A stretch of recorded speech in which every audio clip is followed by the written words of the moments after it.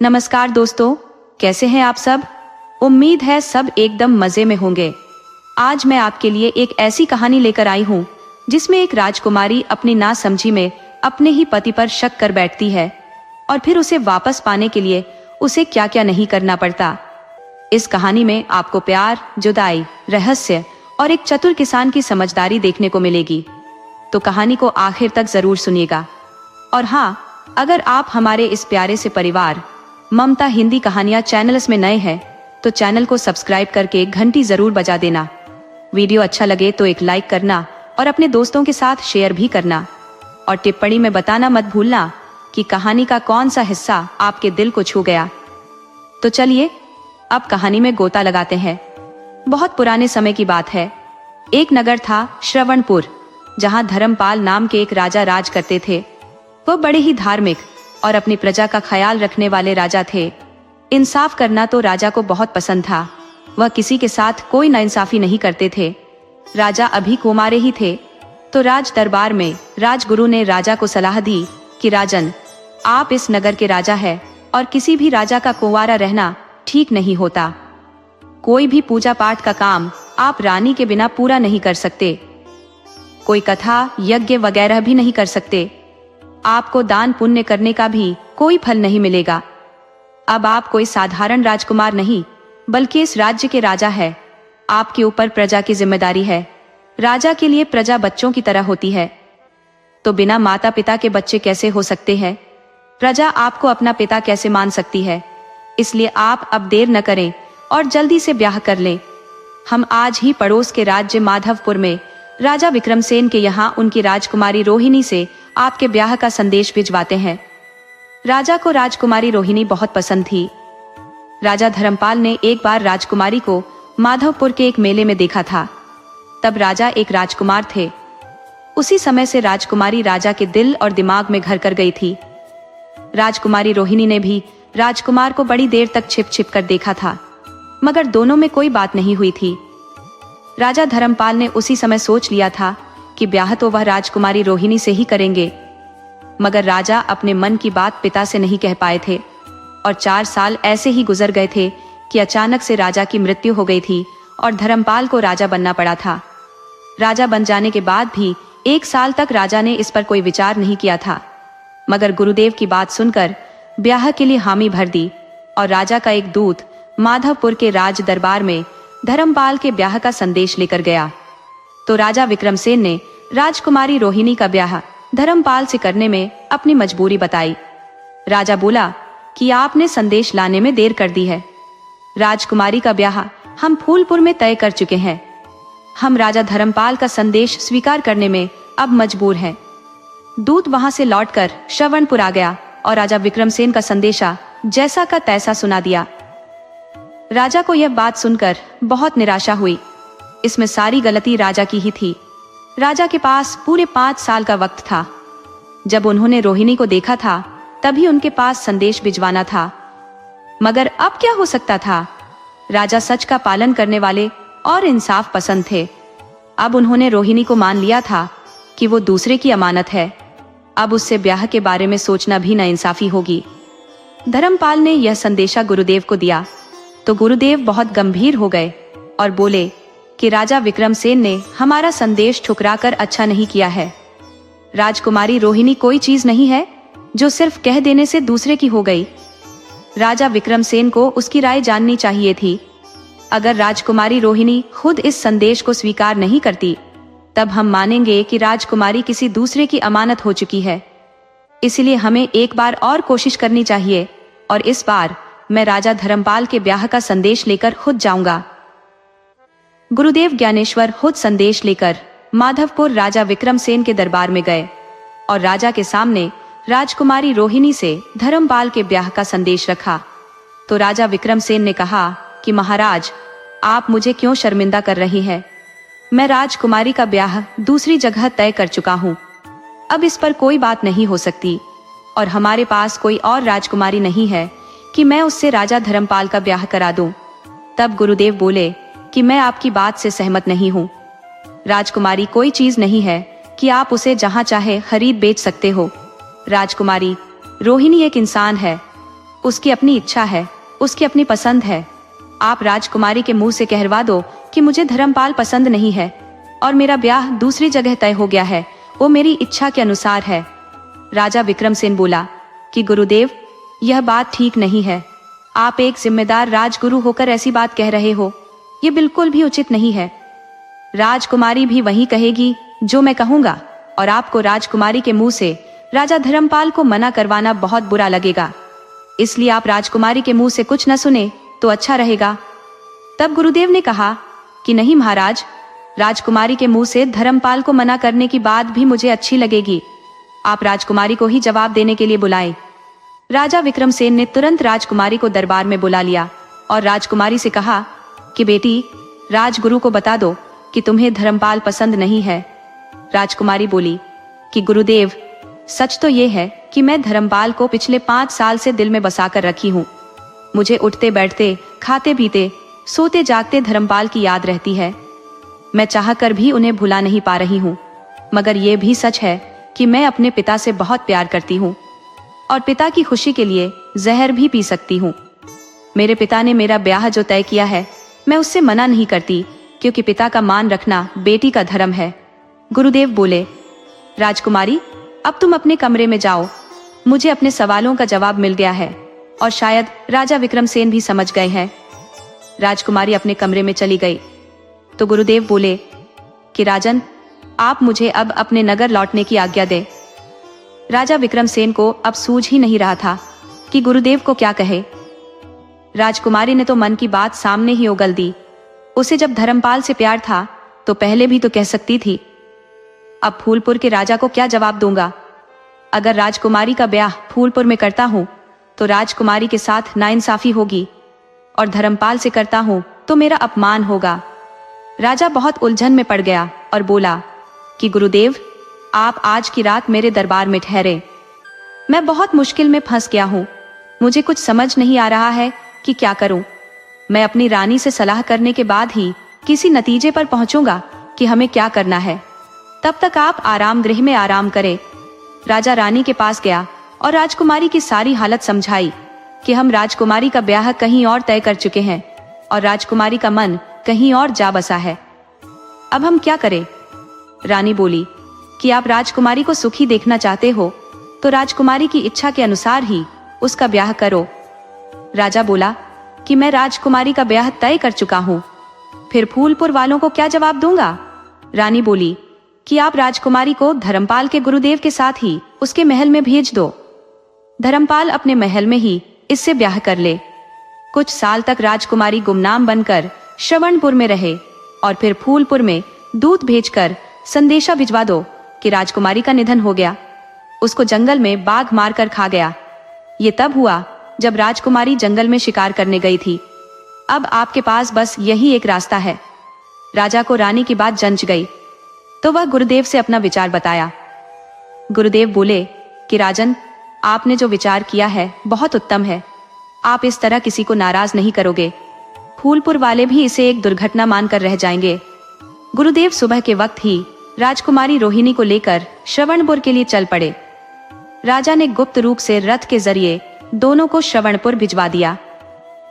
राजा धर्मपाल अपने दरबार में रोहिणी को देखकर हैरान रह गया। उसे तो विश्वास ही नहीं हो रहा था कि रोहिणी उसके दरबार में आ गई है। तब गुरुदेव ने समझाया कि राजकुमारी को अपने रनिवास में रखो और इससे तुरंत ब्याह कर लो। रानी का नाम भी बदल डालो। रानी का आज से नाम सुनैना रहेगा।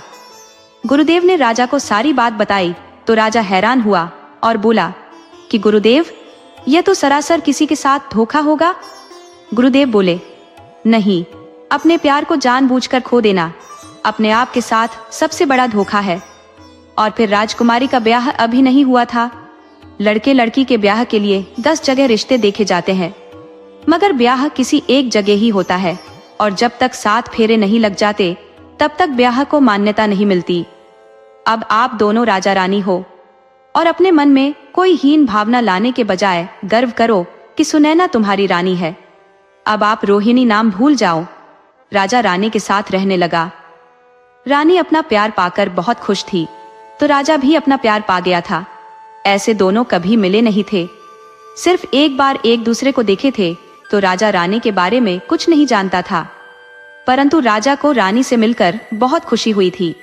संयोग से उसकी रानी भी राजा की तरह ही धर्मपरायण थी। राजा का लगाव प्रजा से ज्यादा था, तो रानी भी प्रजा की स्त्रियों से लगाव रखती थी। दोनों अपनी प्रजा से बहुत प्यार करते थे। प्रजा भी राजा रानी के व्यवहार से बहुत खुश थी। इस तरह खुशी खुशी राजा रानी का दिन गुजरने लगा। राजा ने महल में बहुत से धार्मिक आयोजन किए तो एक बड़ा यज्ञ भी करा डाला। बहुत सा धन गरीब लोगों, याचकों और ब्राह्मणों में बांटा। इस तरह देखते देखते 10 साल गुजर गए। राजा को लगा कि अभी तो कल ही की बात है, मगर रानी को ख्याल था कि हमारे ब्याह को 10 साल हो गए हैं। रानी को इस बात की चिंता खाई जा रही थी कि उनकी कोई संतान पैदा नहीं हुई है। रानी अच्छी तरह ये बात जानती थी कि राजा संतान के लिए दूसरा ब्याह नहीं कर सकता, क्योंकि रानी ने खुद ही ब्याह के समय राजा से संकल्प देकर वचन ले लिया था कि जब तक रानी जिंदा रहेगी राजा दूसरा ब्याह नहीं करेगा। मगर रानी अब अपनी बात में खुद उलझ गई थी। रानी का भी प्रजा के प्रति उत्तरदायित्व था कि वह एक राजकुमार पैदा करे, इस राज्य के लिए कम से कम एक वारिस दे। रानी ने अपनी चिंता जाहिर की कि हमें अब हर हाल में एक संतान पैदा कर लेनी चाहिए। राजा रानी से बोला कि अभी इतनी क्या जल्दी है। तब रानी बोली कि मैं आपकी मन की दशा को समझ रही हूँ। आप हमारे प्रेम में अपना उत्तरदायित्व भूल गए हो। हमारे ब्याह को 10 साल हो गए हैं, मगर आपको यह बात कल की बात लग रही है। राजा को जैसे नींद से जगाया गया हो। बोला, रानी सचमुच मुझे लगा था कि कल की बात है। राजा रानी से बोला कि मैं जंगल के महात्मा से मिलता हूँ। राजा जंगल में गया भी और महात्मा से मिला भी, परंतु महात्मा ने बताया कि राजन, तुम दोनों के इस जन्म में कोई पुत्र नहीं होने वाला। अच्छा होगा राजा दूसरा ब्याह कर ले। राजा रानी के वचनों से बंधा था, सो वापस लौट आया और यह बात रानी से नहीं बताई। लेकिन रानी ने राजा की मन की स्थिति को भांप लिया और निराश हो राजा से कह दिया कि मैं आपको अपने वचनों से मुक्त करती हूँ। महाराज, आप दूसरा ब्याह कर सकते हो। परंतु राजा ने रानी से कहा कि नहीं, मैं ऐसा नहीं कर सकता। आप नहीं जानती कि मैं आपसे कितना प्यार करता हूँ, और मैं आपकी खुशी के लिए नहीं बल्कि अपनी खुशी के लिए वचन दिया था। और फिर वचन देना या लेना कोई खेल तमाशा नहीं कि जब जी चाहा वचन दे दिया और जब चाहा वापस ले लिया। दिए गए वचनों की मर्यादा होती है, जिसमें अपनी सुविधा के लिए कोई फेरबदल नहीं किया जा सकता। उसे जिंदगी भर निभाना पड़ता है। रानी राजा से वचन लेकर खुद भी फंस गई थी। रानी की नजर में एक मौसेरी बहन थी। चाहती थी कि राजा का ब्याह उसी से करा दे, परंतु राजा संतान के लिए कोई दूसरा ब्याह नहीं करना चाहता था। राजा के साफ मना कर जाने से रानी दुखी रहने लगी। राजा ने रानी को समझाया कि आप दुखी क्यों हो? पुत्र मिलना भगवान के बस में है। भगवान ने चाहा तो हमें पुत्र हो जाएगा। रानी राजा की बात को समझती थी कि राजा मेरे को बहलाने के लिए कह रहे हैं। राजा के कहने पर रानी एक दिन राजा के साथ अपना दुखी मन बहलाने के लिए जंगल में घूमने गई। राजा रानी दिन भर जंगल में टहलते रहे। जंगल का नजारा बड़ा ही सुंदर था। कुछ दिन पहले बरसात हुई थी तो सारा वातावरण हरा भरा था। जब शाम होने को आई तो राजा बोला कि रानी, अब हम महल को वापस चलते हैं। शाम होने पर जंगल में जहरीले जीव निकल आते हैं, इसलिए अभी हमें वापस चलना चाहिए। राजा रानी वापस महल के लिए चल दिए, मगर रानी ने जंगल में एक अजीब घटना देखी। एक पुराने बरगद के पेड़ के नीचे एक नन्हा बालक रो रहा था। रानी बोली, महाराज, ये देखिए, कौन स्त्री है जो बच्चे को पेड़ के पास अकेला छोड़कर जंगल में घूमने गई है? इसे तो कोई जंगली जीव खा जाएगा। राजा ने इधर उधर देखा, मगर बच्चे के पास तो छोड़िए, बहुत दूर तक कोई नहीं था। इसका मतलब किसी ने लाकर बच्चे को जंगल में फेंक दिया है। राजा बोला, रानी, इसकी माँ कोई जंगल में घूमने नहीं गई है, बल्कि यह किसी कुमारी स्त्री की नाजायज औलाद है। इसे मरने के लिए फेंक गई है। रानी, यही सब देखकर मेरा मन बहुत दुखी हो जाता है। कुछ कुलच्छनी स्त्रियां आनंद लेने के लिए कितनी नीचता पर गिर जाती है और अपना पाप छिपाने के लिए न जाने कितना पाप कर डालती है। रानी राजा से बोली, नहीं महाराज, आप किसी माँ पर गलत शक मत करिए। हमारे राज्य में कोई ऐसी कुमारी स्त्री नहीं जो गलत काम करे, बदचलन हो।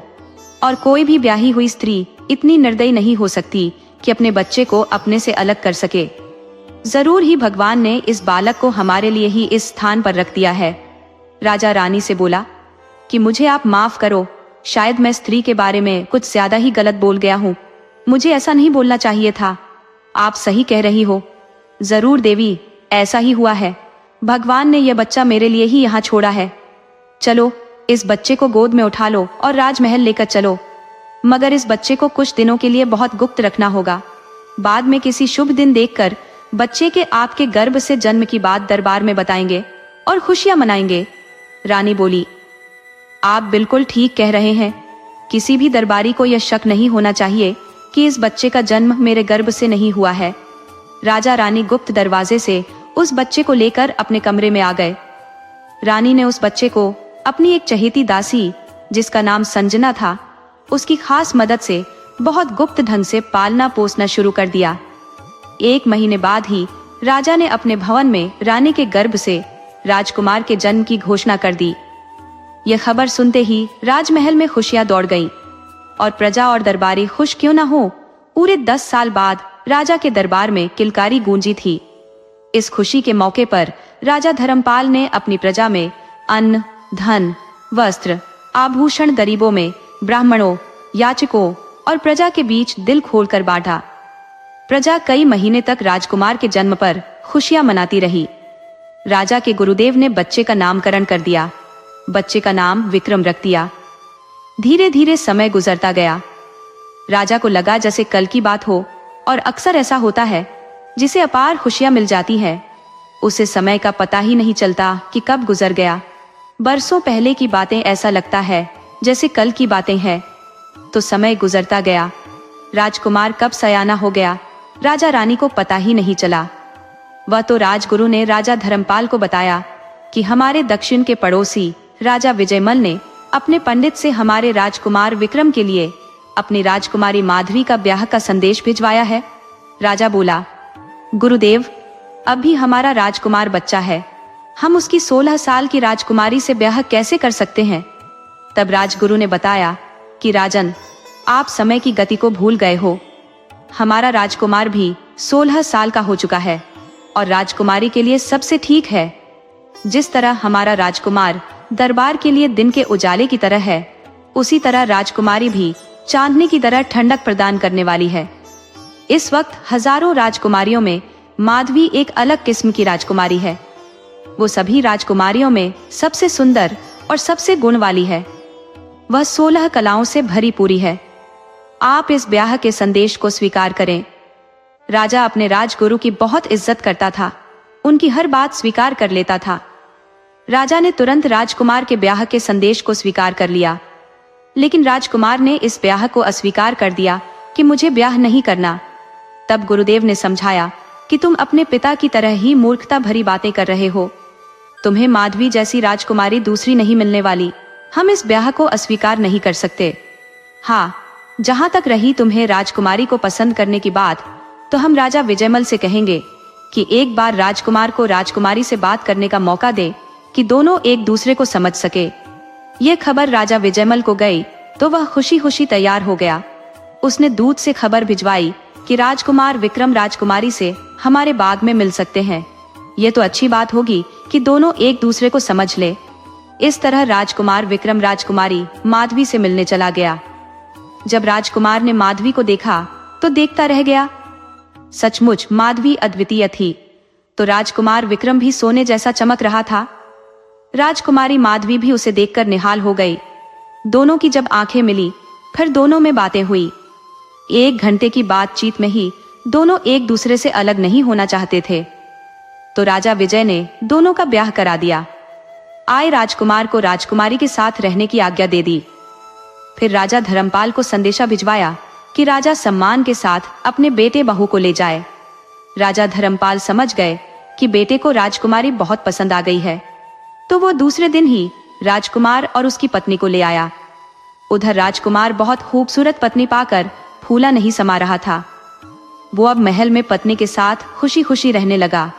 इस तरह दोनों प्रेम प्यार में इस कदर डूब गए कि 1 साल कैसे गुजर गया पता ही नहीं चला। राजकुमार कभी कभी अपनी पत्नी से दूर हो पाता था तो माधवी उस वक्त उदास हो जाती थी। अपनी अकेलापन दूर करने के लिए अपनी दासी चंपा को सखी बना ली थी। एक दिन वह दासी चंपा से बात कर रही थी कि हम 3 बहनें हैं। मुझसे 2 बड़ी बहनें कुलीन राजकुमारों से ब्याही गई हैं। मुझे ही देख लो, सबसे कुलीन राजा धर्मपाल की बहू हूँ। चंपा, तुमने भी सुना होगा और मैंने भी सुन रखा है कि पड़ोस की कई राजकुमारियों के बारे में कि जंगल में घूमने गई, मेले में घूमने गई, मंदिर में गई और किसी ऐरे गैरे से ब्याह रचा लिया।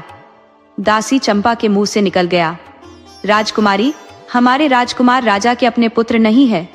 आप किसी दिन उनसे पूछ लेना, मगर जब भी पूछना अपनी कसम देकर पूछना। राजकुमारी दासी चंपा पर बहुत नाराज हुई। वह दासी चंपा से बोली, तुम अगर माता श्री द्वारा नियुक्त नहीं की गई होती तो तुम्हें आज मैं अपने हाथों से मौत के घाट उतार देती, तुम्हें 10 टुकड़ों में काट देती। तुम यह गलत बात बोलकर मेरे तन बदन में आग लगा दी है। मैं तुम्हें नहीं छोड़ने वाली, परंतु तुम्हारी इस गुस्ताखी के लिए सजा अवश्य दूंगी। दासी चंपा बोली, राजकुमारी माधवी, आप रानी हो, किसी बेगुनाह को भी मार सकती हो, किसी की जुबान कटवा सकती हो, मगर इससे हकीकत नहीं बदल जाएगी, सच्चाई अपनी जगह कायम रहेगी। राजकुमारी माधवी बोली कि चंपा, मैं कोई नाइंसाफ राजा की बहू नहीं हूँ, गलत करने वाले को सजा अवश्य दी जाती है। तब चंपा बोली कि रानी, जब आप सच पर चलने वाली हो तो हमें सजा दे ही नहीं सकती हो। राजकुमारी जी, मैं दासी जरूर हूँ, परंतु झूठी बातें नहीं बोलती। मैंने जो कुछ कहा है सच कहा है, मैं कभी झूठ नहीं बोलती। ये अलग बात है कि हर जगह सच बोलने से बचती हूँ और चुप रहती हूँ, मगर मैं आपको अपना मानती थी, इसलिए सच मुंह से निकल गया है। चंपा की इस निडरता से माधवी को विश्वास हो गया कि चंपा सच कह रही है। बहुत से राजा ऐसा करते हैं, पुत्र न होने पर किसी के भी पुत्र को गोद ले लेते हैं और उसे अपना राजकुमार बता देते हैं। माधवी ने सोच लिया कि मुझे अपने पति की हकीकत जाननी चाहिए, अपने पति के कुल खानदान के बारे में जानना चाहिए, उसके असली माता पिता के बारे में जानना चाहिए। वह राजकुमार के आने का इंतजार करने लगी।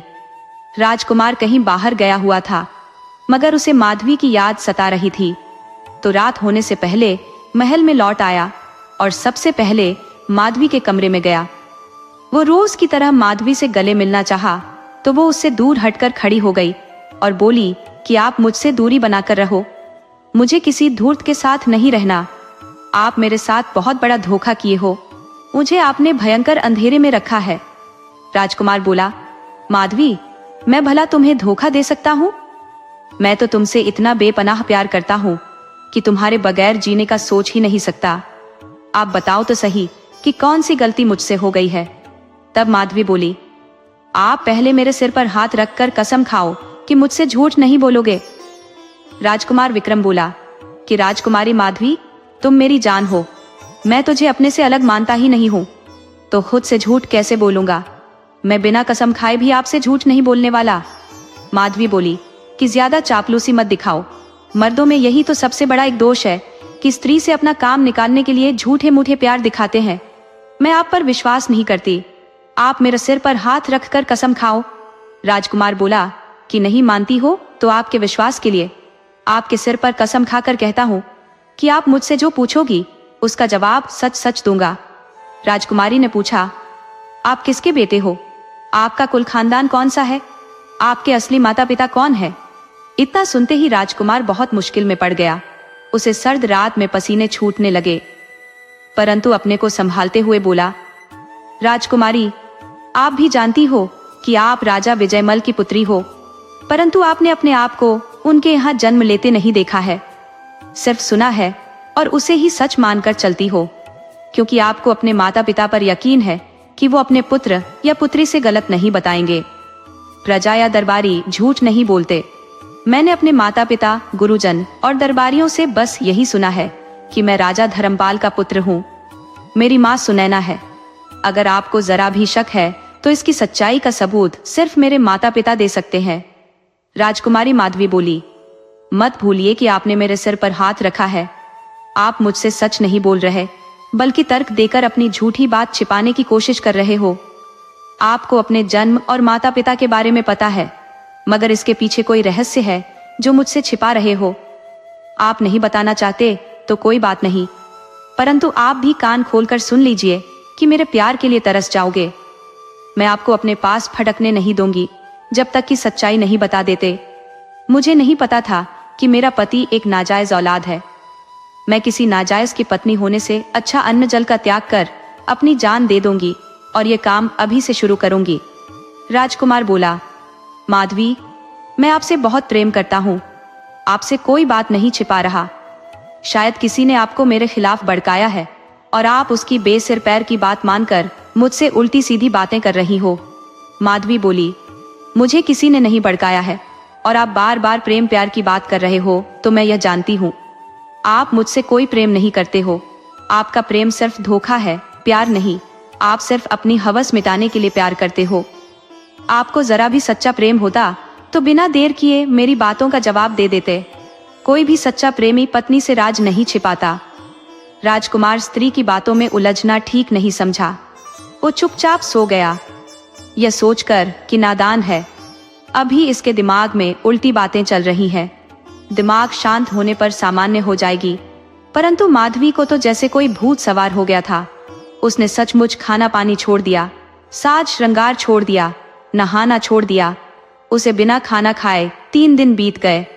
तब राजकुमार से रहा नहीं गया, वो बेचैन हो उठा। वो माधवी से बोला कि मुझे तुम्हारी दशा देखी नहीं जाती। मैं आज सब कुछ सच सच बता दूंगा, परंतु तुम खाना खा लो। राजकुमारी माधवी बोली, इस बात को सच मानकर अभी खाना खा ले रही हूं, परंतु फिर कोई चालाकी की तो इस बार जहर खा लूंगी।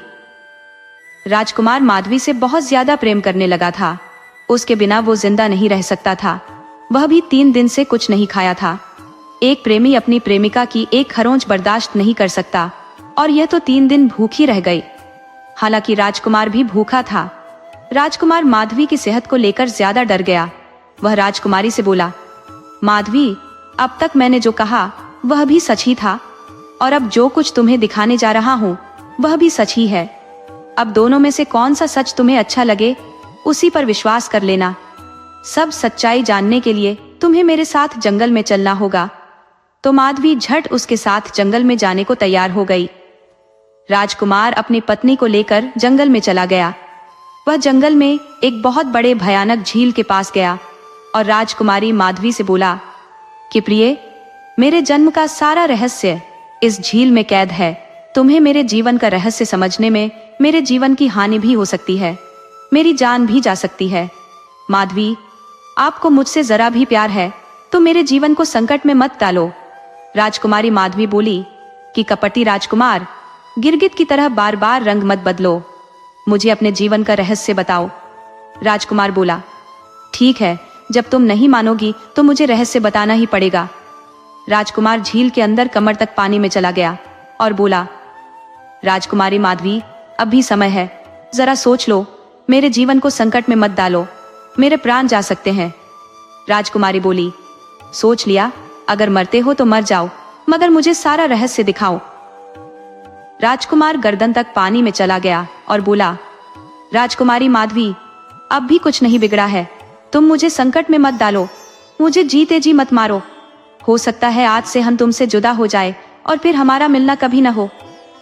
राजकुमारी बोली, नाटक मत करो, चुपचाप अपने जीवन का रहस्य बताओ। हमें तुम्हारी जुदाई भी मंजूर है, परंतु तुम्हारे जीवन का रहस्य जरूर देखूंगी। राजकुमार समझ गया कि माधवी मुझसे कोई प्रेम नहीं करती है। मेरा प्रेम एक तरफा है। इस स्त्री का प्यार सिर्फ दिखावा मात्र है, वरना कोई साधारण स्त्री भी यह जानकर कि पति के प्राण संकट में है तो अपनी कसम देकर पति को रोक लेती, पति पर कोई आंच नहीं आने देती। इस कुल्लटा स्त्री से तो साधारण स्त्रियां लाख दर्जे अच्छी है, जो अपने पति के लिए मर मिटने को तैयार रहती है। और ये स्त्री कहने को तो राजकुमारी है, मेरी पत्नी है, मगर यह कुल्लटा मेरे जान के पीछे पड़ी हुई है। शायद मैं इसके रास्ते का कोई कांटा हूं, मुझे मिटाकर बाहर लूटना चाहती है। राजकुमार बहुत दुखी होकर झील में डुबकी लगा दिया। उसके डुबकी लगाए घंटों बीत गए, राजकुमार बाहर नहीं आया। तब राजकुमारी माधवी के पास खड़े एक अंगरक्षक ने कहा, रानी जी, हमें लगता है राजकुमार पानी में डूब चुके हैं। भला कोई आदमी इतनी देर तक पानी में डूबा रह सकता है? राजकुमारी माधवी बोली, अब लग तो मुझे भी रहा है कि अब वे सचमुच हमें अकेली छोड़ दुनिया छोड़ चुके हैं। जरूर ही डूब कर मर गए हैं और उनकी मृत्यु की गुनहगार मैं खुद हूँ। अब वह छाती पीट कर रोने लगी और रोते हुए सैनिक से बोली कि सैनिक, तुम राज दरबार जाओ और राजा को खबर करो कि राजकुमार झील में डूब गए हैं। सैनिक भागकर राजा के पास राज दरबार में आया और खबर राज दरबार में सुनाई कि राजकुमार रानी माधवी के कहने से झील में डूब गए हैं। ये खबर सुनते ही महल में चारों तरफ हाहाकार मच गया। पहले तो राजा धर्मपाल खबर सुनते ही सुध बुध खो बैठे, परंतु अगले ही पल मंत्री को आदेश दिए कि गोताखोर और जाल लेकर उस झील के पास जाइए और झील से राजकुमार की लाश निकालकर ले आइए। हमने सुना है डूबने के बाद भी बहुत समय तक आदमी जिंदा रहता है। वैद्यराज को भी साथ लेते जाओ। मंत्री राजा का आदेश पाते ही झील के पास गया। मंत्री ने झील को 10 बार जाल से छान मारा। गोताखोरों ने चप्पे चप्पे छान मारे, परंतु राजकुमार की लाश नहीं मिली। मगर 2 दिनों तक कोशिश चलती रही। जब 2 दिन बाद भी लाश नहीं मिली तो राजा को वह अभियान रुकवाना पड़ा। राजा यह मानकर चलने लगे कि राजकुमार अभी मरे नहीं है। वह पत्नी से नाराज होकर किसी तरह कहीं चले गए हैं। उनका जीवन ही रहस्यों से भरा है। वह एक रहस्यमयी इंसान है। वह इस तरह साधारण मौत नहीं मर सकते। राजा रानी अपनी बहू माधवी को लेकर राजमहल लौट आए और माधवी को समझाया कि तुम्हें राजकुमार से कोई गलत सवाल नहीं पूछना था। जो कुछ जानना था हम खुद बता देते। अब राजकुमार की तलाश करो और इंतजार करो। राजा की बातों से माधवी को विश्वास हो गया कि उसका पति रहस्यमयी आदमी है। जरूर ही वह झील में घुसते वक्त मेरी आंखों को धोखा देकर मुझसे नाराज हो कहीं चला गया है। मुझसे भी बहुत बड़ी गलती हुई है। मुझे अपने पति की पिछली जिंदगी में नहीं झांकना चाहिए था। किसी भी स्त्री को अपने पति के साथ जिंदगी की शुरुआत करते वक्त उसके साथ बिताई जिंदगी से ही सिर्फ मतलब रखना चाहिए। उसके बीते दिनों से फिर क्या मतलब? माधवी अपनी करनी पर सिर धुनकर पछता रही थी। पता नहीं एक चंपा की बातों में कैसे आ गई। उसके भड़का देने से मैं भड़क गई। वो अपनी मूर्खता पर पछता रही थी। अपने पति पर शक कर बैठी थी, जबकि मेरे पति ने बार बार मुझे रोकने की कोशिश की थी। पति ने बिल्कुल सच कहा था कि अपने जन्म के बारे में कोई नहीं जानता, सिर्फ उसके माता पिता जानते हैं। मैं खुद कहाँ देखी हूँ कि मैं अपने पिता विजयमल की बेटी हूँ या किसी और की हूँ। मुझसे तो जो माता पिता ने कहा वही मैं मान गई हूँ और वही हर कोई मानता है। जिंदगी के नियम और सिद्धांत भी यही है, परंतु अब मुझसे बड़ी मूर्ख कोई स्त्री हो ही नहीं सकती। बहुत सोच विचार कर वह इस नतीजे पर पहुंची कि उसका पति जिंदा है और भेष बदलकर अपने राज्य में कहीं पड़ा हुआ है। उसने उसे ढूंढने की एक तरकीब निकाली। उसने अपने ससुर से कहकर पूरे राज्य में ढिंढोरा पिटवा दिया कि जो कोई व्यक्ति किसी रहस्यमयी आदमी की सच्ची और ताजा घटना आकर राज दरबार में बताएगा, उसे रोज उचित इनाम दिया जाएगा। अब राजा के दरबार में रोज कुछ न कुछ जानकारी लेकर लोग हर दिन आते और माधवी को उसकी जानकारी देते, मगर उनकी बातों से राजकुमार का कोई संबंध नहीं होता। माधवी ने सोचा, हमारी यह तरकीब ही काम नहीं आ रही, अब इस तरकीब को बंद कर देना चाहिए। फिर सोची, एक दिन और सुन लेती हूँ, उसके बाद नगर में ढिंढोरा पीट दिया जाएगा कि अब यह काम बंद हो चुका है। उधर एक गरीब किसान रामलाल गरीबी से परेशान होकर नगर में काम ढूंढने आ रहा था। रास्ते में उसे जंगल पार करना था।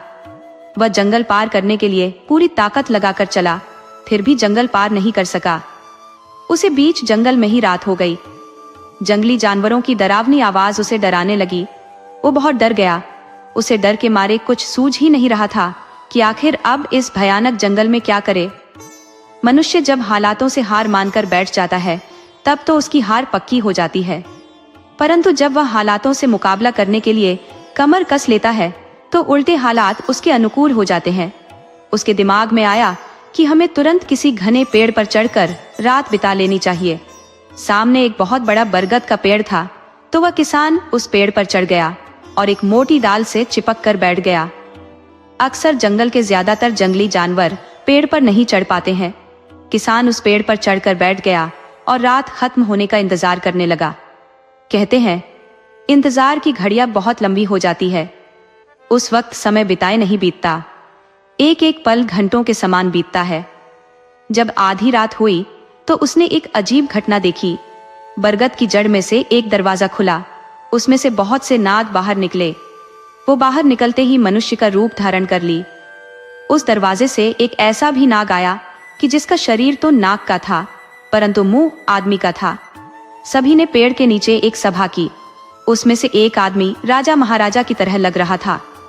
वह दूसरों को संबोधित कर कहा कि हमारा राजकुमार 20 बरस तक कहीं गायब था।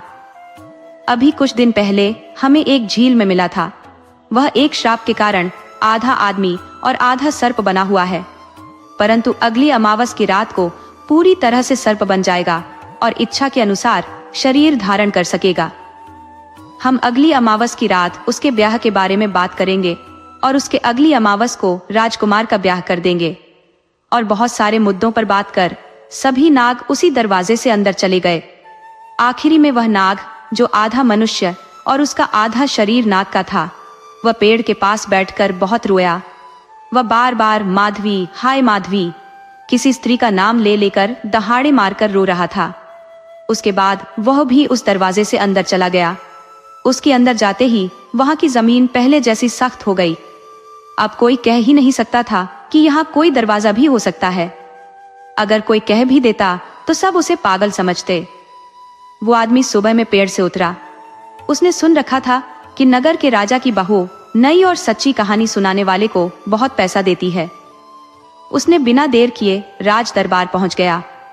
वो राजा की पुत्रवधू से बोला कि मैं आज आंखों देखी ऐसी कहानी सुनाऊंगा कि आज तक न तो ऐसी कहानी किसी ने सुनी होगी न किसी ने देखी होगी। राजा की पुत्रवधू माधवी बोली, किसान तुम जल्दी अपनी कहानी सुनाओ। तब किसान ने बताया कि मैं गांव से आ रहा था, मुझे जंगल में ही रात हो गई तो एक बरगद के पेड़ पर चढ़ गया और जो देखा उसके आगे का हाल ध्यान से सुनिए। जब आधी रात हुई तो मैंने एक अजीब घटना देखी। बरगद की जड़ में से एक दरवाजा खुला, उसमें से बहुत से नाग बाहर निकले। वह नाग बाहर निकलते ही मनुष्य का रूप धारण कर लिया। उस दरवाजे से एक ऐसा भी नाग आया कि जिसका शरीर तो नाग का था, परंतु मुंह आदमी का था। सभी ने पेड़ के नीचे एक सभा की। उसमें से एक आदमी राजा महाराजा की तरह लग रहा था। वह दूसरों को संबोधित कर कहा कि हमारा राजकुमार 20 बरस तक कहीं गायब था। अभी कुछ दिन पहले हमें एक झील में मिला था। वह एक श्राप के कारण आधा आदमी और आधा सर्प बना हुआ है, परंतु अगली अमावस की रात को पूरी तरह से सर्प बन जाएगा और इच्छा के अनुसार शरीर धारण कर सकेगा। हम अगली अमावस की रात उसके ब्याह के बारे में बात करेंगे और उसके अगली अमावस को राजकुमार का ब्याह कर देंगे। और बहुत सारे मुद्दों पर बात कर सभी नाग उसी दरवाजे से अंदर चले गए। आखिरी में वह नाग जो आधा मनुष्य और उसका आधा शरीर नाग का था, वह पेड़ के पास बैठकर बहुत रोया। वह बार बार माधवी नाम की किसी स्त्री का नाम ले लेकर दहाड़े मारकर रो रहा था। उसके बाद वह भी उस दरवाजे से अंदर चला गया। उसके अंदर जाते ही वहां की जमीन पहले जैसी सख्त हो गई। अब कोई कह ही नहीं सकता था कि यहाँ कोई दरवाजा भी हो सकता है।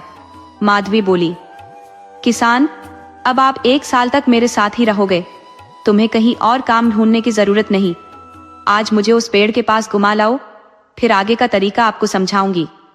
आपको मैं इतना धन दे दूंगी कि आपकी आने वाली 7 पीढ़ियां बैठकर खाएंगी और आपको तो आज से ही कुछ नहीं करना पड़ेगा।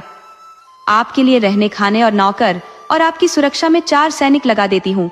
आप जहां भी जाएंगे रथ पर बैठकर जाएंगे। किसान बहुत खुश हुआ।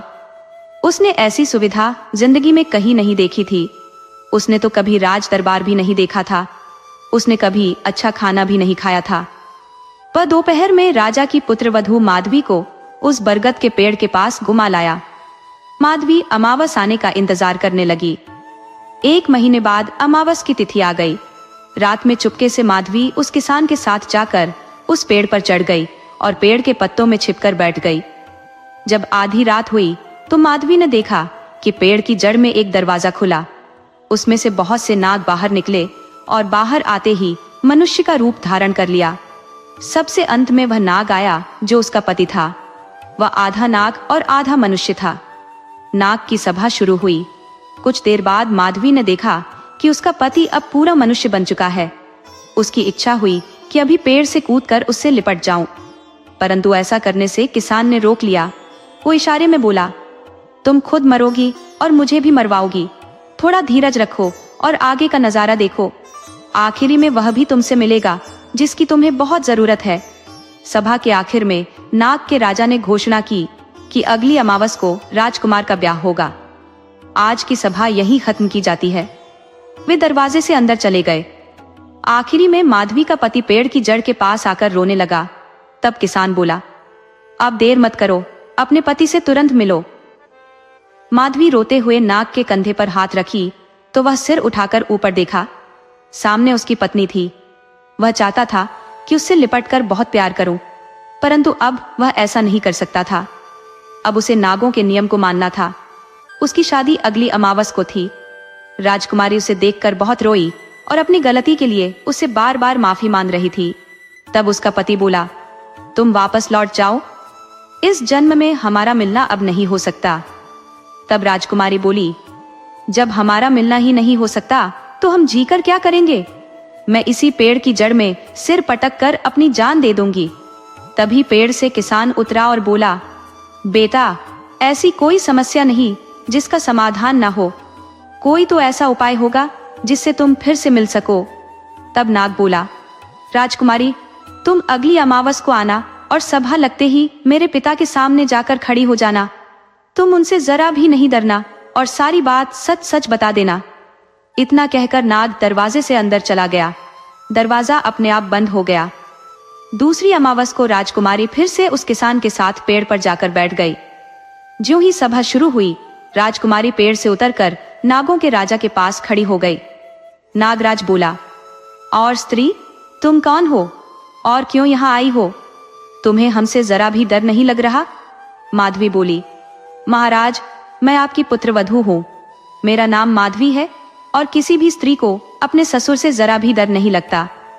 आप खुद अपने पुत्र से पूछ सकते हैं कि मैं आपकी पुत्रवधू हूँ या नहीं। नागपुत्र ने भी हाँ में सिर हिला दिया। तो नागराज बहुत नाराज हुआ। उसने अपने बेटे को श्राप दे डाला कि जा, मनुष्य बनकर 100 साल तक इस स्त्री की गुलामी करो।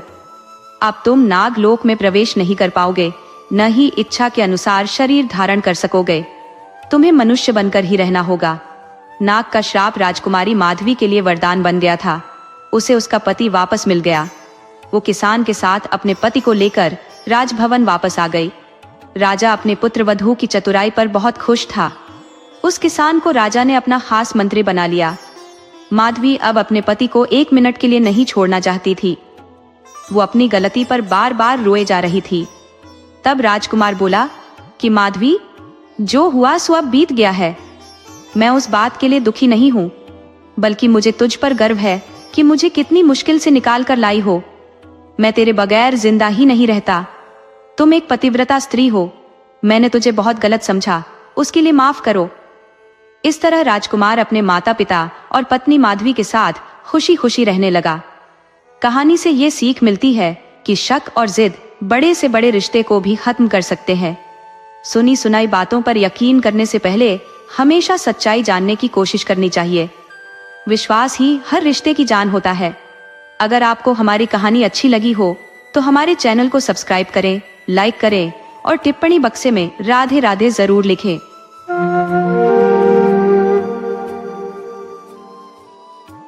एक समय की बात है। एक गांव में कुंदन नामक एक कृषक निवास करता था। कुंदन की कोई संतान नहीं थी। उसके परिवार में केवल वह और उसकी धर्मपत्नी ही थे। खेतों में परिश्रम कर जो कुछ भी अर्जित करता, उसी से उनका गुजर बसर होता था। पति पत्नी को किसी भी प्रकार की चिंता नहीं थी और वे संतोष पूर्वक अपना जीवन व्यतीत कर रहे थे। एक दिन कुंदन किसी काम से नगर गया।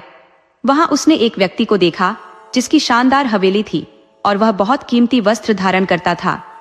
जब भी वह व्यक्ति नगर में आता जाता, लोग खड़े होकर उसे सलाम करते थे। उस व्यक्ति को देखकर कुंदन के मन में भी एक इच्छा जागृत हुई। वह भी अमीर व्यक्ति की भांति ठाट बाट वाला जीवन जीना चाहता था। वह भी एक शानदार घर में निवास करना चाहता था, कीमती वस्त्र धारण करना चाहता था और उसी प्रकार लोगों का सम्मान पाना चाहता था। कुंदन ने अपनी इस इच्छा को कई दिनों तक मन में ही रखा और किसी से कोई चर्चा नहीं की। परंतु एक शाम को उसने अपनी यह इच्छा अपनी पत्नी को बताते हुए कहा, भाग्यवान, मैं नगर में रहने वाले उस सेठ की तरह अमीर बनना चाहता हूँ और ठाट बाट से जीवन जीना चाहता हूँ। कुंदन की पत्नी ने यह सुनकर कुछ क्षणों के लिए विचार किया। उसने अपनी सारी जिंदगी गरीबी में ही बिताई थी, परंतु इस हालात में भी वह अपने पति का पूरा साथ देती थी। उसने कुंदन की इच्छा सुनी तो वह थोड़ी हैरान हुई। उसे भली भांति ज्ञात था कि व्यक्ति को अपनी औकात के हिसाब से ही जीवन व्यतीत करना चाहिए।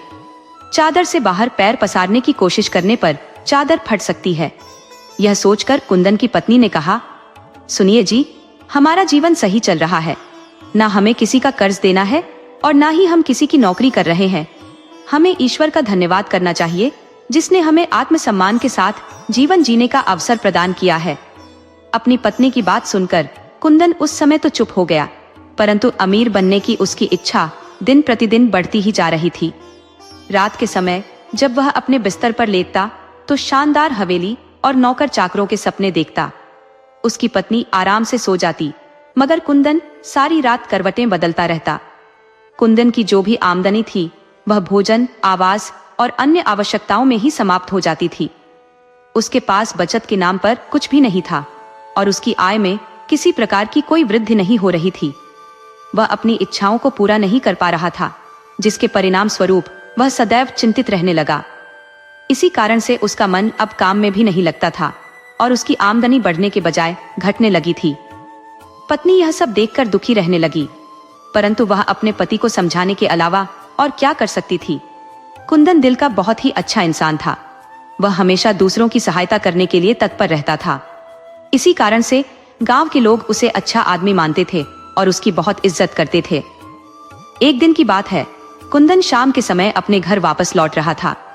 सर्दी का मौसम था, हल्की हल्की बारिश हो रही थी और तेज हवाएं भी चल रही थी। कुंदन ने देखा कि एक बूढ़ा आदमी रास्ते के किनारे बैठा हुआ सर्दी से कांप रहा था। उसकी हालत देखकर कुंदन ने मन ही मन उस बूढ़े की सहायता करने का निर्णय लिया। कुंदन उस बूढ़े के पास गया और उससे बात करने पर उसे पता चला कि वह बहुत ही गरीब है और किसी दूसरे गांव का रहने वाला है। वह उस गांव की यात्रा पर निकला था और उसके पास गर्म कपड़े नहीं थे। अपने गांव तक पहुंचने में उसे काफी समय लगना था और वह कई दिनों से भूखा भी था। कुंदन को उस बूढ़े पर दया आ गई और वह उसे अपने घर ले आया। कुंदन ने उसे खाना खिलाया और अपने घर में शरण दी। रात को वह कुंदन के घर ही रुका। सुबह जब वह बूढ़ा वापस जाने को तैयार हुआ तो उसने कुंदन से कहा, ऐ नेक दिल इंसान, तूने मेरी बहुत सहायता की है। मैं इस समय तो तुम्हारे इस उपकार का बदला नहीं चुका सकता, लेकिन मैं अगली पूर्णिमा की रात को तुम्हारे घर आऊंगा और तुम्हें एक ऐसी चीज देकर जाऊंगा जो तुम्हारे हालात बिल्कुल बदल देगी। यह कहकर बूढ़ा वहां से चला गया। बूढ़ी के चले जाने के बाद कुंदन पूर्णिमा की रात का बेसब्री से इंतजार करने लगा। कुछ दिन बीते और अगली पूर्णिमा की रात से एक दिन पहले कुंदन के दरवाजे पर किसी ने दस्तक दी। कुंदन ने जब दरवाजा खोला तो सामने वही बूढ़ा आदमी खड़ा था। उसके हाथ में एक पिंजरा था जिसमें एक कबूतर बंद था। बूढ़े आदमी ने वह पिंजरा कुंदन को दिखाते हुए कहा, ऐ नेक दिल इंसान, तुमने उस दिन मुझ पर जो उपकार किया था उसी का प्रतिदान देने के लिए मैं यह कबूतर तुम्हारे लिए लाया हूँ। इसे अपने पास रख लो। कुंदन कहने लगा, बाबा, मैं इस कबूतर का क्या करूंगा? मेरा खुद का गुजारा ही मुश्किल से चलता है। भला इस कबूतर को मैं क्या खिलाऊंगा और क्या पिलाऊंगा? यह कहते हुए कुंदन उदास हो गया। तब वह बूढ़ा आदमी बोला, अरे भाई, तुम क्या जानो कि यह कबूतर कितना अद्भुत है। हर पूर्णिमा की रात को इसके पंख सोने के हो जाते हैं। जब भी ऐसा हो तुम इसके कुछ पंख निकाल लेना और फिर इसे पिंजरे से आजाद कर देना। जब तुम उन पंखों को बाजार में बेचोगे तो बेशुमार दौलत के मालिक बन जाओगे। परंतु एक शर्त है, तुम्हें पूर्णिमा की रात को आधी रात तक जागते रहना होगा। अगर तुम सो गए तो इसके पंख सोने में नहीं बदलेंगे। कबूतर की इस विशेषता को सुनकर कुंदन ने सोचा कि यह कबूतर अवश्य ही मेरे सपनों को पूरा कर सकता है। ये सोचकर उसने तुरंत पिंजरा लेने के लिए हाथ बढ़ा दिया और बूढ़े बाबा का धन्यवाद किया। अगले ही पल वह बूढ़ा आदमी वहां से चला गया, पर जाते जाते यह कह गया, खबरदार कुंदन, ये बात किसी को मालूम ना हो। कुंदन ने बूढ़े की बात को गांठ बांध लिया और खुशी खुशी कबूतर का पिंजरा लेकर घर के अंदर आ गया। हालांकि बूढ़े ने कुंदन को यह बात किसी और को बताने से मना किया था, परंतु पत्नी के बार बार पूछने पर कुंदन ने उसे सारी घटना विस्तार से बता दी। साथ ही कुंदन ने पत्नी से वचन लिया कि वह यह बात किसी अन्य को नहीं बताएगी। रात होते ही दोनों पिंजरे के पास बैठ गए और आधी रात का इंतजार करने लगे। मगर आधी रात होने में जब कुछ ही समय बचा था, दोनों पति पत्नी की आंख लग गई। जब दोनों की नींद खुली तो सुबह हो चुकी थी। वे बहुत पछताने लगे, मगर अब क्या हो सकता था। उन्होंने कबूतर को दाना खिलाया और अपने अपने कामों में लग गए। कुछ दिन इसी तरह बीते। एक बार फिर पूर्णिमा की रात आई। इस बार पत्नी ने दृढ़ निश्चय कर लिया कि वे सुबह तक जागते रहेंगे, मगर ऐसा हो न सका। आधी रात होने से कुछ ही क्षण पहले दोनों की आंखें बंद हो गईं। अगली पूर्णिमा की रात भी इसी तरह बीत गई। तब कुंदन ने अपनी पत्नी से कहा, कोई बात नहीं, कबूतर तो हमारे घर में ही है, यह जा कहां सकता है। एक न एक रात तो ऐसी आएगी जब हम जागते रहेंगे। कुंदन की पत्नी समझदार और अक्लमंद थी, परंतु उसमें एक कमजोरी थी। वह किसी बात को ज्यादा दिन तक छुपा नहीं सकती थी। एक दिन उसने अपनी सहेली को यह राज की बात बता दी। सहेली ने यह बात अपने पति को बताई। सहेली का पति गांव के जमींदार के यहाँ नौकर का काम करता था। फिर नौकर के माध्यम से यह बात जमींदार तक पहुंच गई। जमींदार के पास दौलत की कोई कमी नहीं थी, लेकिन वह अत्यंत लालची था। उसने सोचा, अगर यह कबूतर मुझे मिल जाए तो मेरे वारे न्यारे हो जाएंगे। उसने अपने नौकर से कहा, अगर तुम किसी तरह से वह कबूतर वाला पिंजरा मेरे पास ले आओ तो मैं तुम्हें इनाम से मालामाल कर दूंगा। नौकर ने अपनी पत्नी की सहायता से वह पिंजरा कुंदन के घर से चुराकर जमींदार के घर पहुंचा दिया और किसी को इस बात की खबर भी नहीं हुई। कुंदन जब खेतों से काम करके घर वापस आया तो देखा कि कबूतर और उसका पिंजरा वहां नहीं थे। वह सिर पकड़कर पछताने लगा और अपनी पत्नी पर चिल्लाने लगा, तुम्हारी गलती की वजह से ही कोई पिंजरा चुरा कर ले गया। कुंदन की पत्नी जानती थी कि उसने कबूतर का राज केवल अपनी सहेली को ही बताया था। वह अपनी सहेली के पास गई और उसे सच्चाई बताने के लिए मजबूर कर दिया। सहेली पहले तो कसमें खाती रही कि उसने यह बात किसी को नहीं बताई, लेकिन जब कुंदन की पत्नी ने रोना धोना शुरू किया तो उसने सच्चाई बताते हुए कहा कि वह कबूतर जमींदार की हवेली में है। उस समय यह रिवाज था कि अगर किसी को भी कोई शिकायत होती थी तो वह नगर के कोतवाल के पास जाता था। कुंदन की पत्नी ने अपने पति को यह बात बता दी कि उनका कबूतर और पिंजरा जमींदार की हवेली पर है और उस हवेली में गांव का कोई आदमी दाखिल नहीं हो सकता। कुंदन जमींदार से बहुत डरता था और पूरा गांव ही जमींदार से डरता था। उसके खिलाफ शिकायत भला कौन कर सकता था। कुंदन इस बारे में सोचता रहा और उसने अपनी पत्नी को भी नहीं बताया कि वह क्या सोच रहा है। दूसरे दिन कुंदन बिना किसी को बताए नगर के कोतवाल के पास जा पहुंचा और उसे सारी बात बता दी। कुंदन की बात सुनने के बाद कोतवाल ने कहा, इस समय तो तुम चले जाओ, मैं कल तुम्हारे गांव में आऊंगा और तुम्हारा कबूतर तुम्हें वापस मिल जाएगा। दूसरे दिन पूरे गांव में यह खबर फैल गई कि कोतवाल साहब गांव में आ रहे हैं और वह जमींदार की हवेली पर मेहमान बनकर रहेंगे। कोतवाल ने जमींदार के यहाँ जब कबूतर वाला पिंजरा देखा तो उन्होंने पूछा, जमींदार साहब, मुझे एक बूढ़े आदमी ने बताया था कि यह कबूतर उसने एक गरीब किसान को दिया था। ये पिंजरा आपके पास कैसे आ गया? यह सुनकर जमींदार के चेहरे का रंग उड़ गया। जमींदार ने कोतवाल को धोखा देने के लिए कई तरह की बातें बनाई, लेकिन कोतवाल के आगे उसकी एक भी नहीं चली और उसे सच्चाई बताने पर मजबूर होना पड़ा। कोतवाल ने जमींदार को आदेश दिया कि वह यह पिंजरा तुरंत कुंदन किसान को लौटा दे। जमींदार, जो बेहद लालची था, सोचने लगा कि अगर वह यह कबूतर किसी तरह खरीद ले तो अच्छा होगा। उसने कोतवाल से कहा, कोतवाल साहब, क्या मैं यह कबूतर कुंदन से खरीद सकता हूँ? कोतवाल ने जवाब दिया, अगर कुंदन यह कबूतर और पिंजरा बेचना चाहता है और तुम वह कीमत देने को तैयार हो जो कुंदन मांगेगा तो तुम इसे खरीद सकते हो। इसके बाद कुंदन को हवेली पर बुलाया गया। जमींदार ने कबूतर की इतनी ऊंची कीमत लगाई जो कुंदन ने कभी सपने में भी नहीं सोची थी, तो कुंदन वह पिंजरा बेचने के लिए राजी हो गया। वह घर पर ही था कि दरवाजे पर दस्तक हुई। कुंदन ने दरवाजा खोला तो बाहर वही बूढ़ा आदमी खड़ा था जिसने कुंदन को वह कबूतर और पिंजरा दिया था। बूढ़ा आदमी कुंदन से कहने लगा, मैंने सुना है कि जमींदार ने वह कबूतर बहुत ही भारी कीमत अदा करके तुमसे खरीद लिया है। कुंदन ने कहा, जी हाँ, आपने बिल्कुल ठीक सुना है, मुझे उस कबूतर की बहुत ही अच्छी कीमत मिली है। बूढ़ा आदमी हंसते हुए कहने लगा, बस मैं यही चाहता था। कुंदन ने कहा, मैं कुछ समझा नहीं। बूढ़ा आदमी एक बार फिर से हंसा और कहने लगा, कभी कबूतर के पंख भी सोने के हुए हैं भला? वह तो एक मामूली सा कबूतर था। जो कुछ भी हुआ है वह मेरी योजना के हिसाब से ही हुआ है। अब तुम्हारे पास काफी पैसा है, अब तुम उससे और जमीन खरीदो और मेहनत करो तो तुम भी दौलतमंद हो जाओगे। इसके बाद तुम अपनी सभी इच्छाएं पूरी कर पाओगे। कुछ समय के बाद कुंदन सचमुच ही एक बहुत ही अमीर आदमी बन चुका था। उसके पास अपना एक आलीशान मकान था, कीमती कपड़े पहनता था और पूरी शान और शौकत के साथ रहता था। दूसरी तरफ उस जमींदार ने आखिरकार मायूस होकर उस कबूतर को उड़ा दिया, क्योंकि कई महीने बीत जाने के बाद भी किसी भी पूर्णिमा की रात को उस कबूतर के पंख सोने के नहीं हुए थे।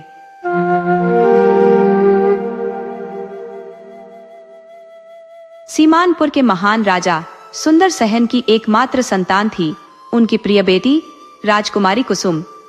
राजा का अपनी पुत्री के प्रति अत्यधिक स्नेह था और कुसुम भी अद्वितीय सौंदर्य और कुशाग्र बुद्धि की धनी थी।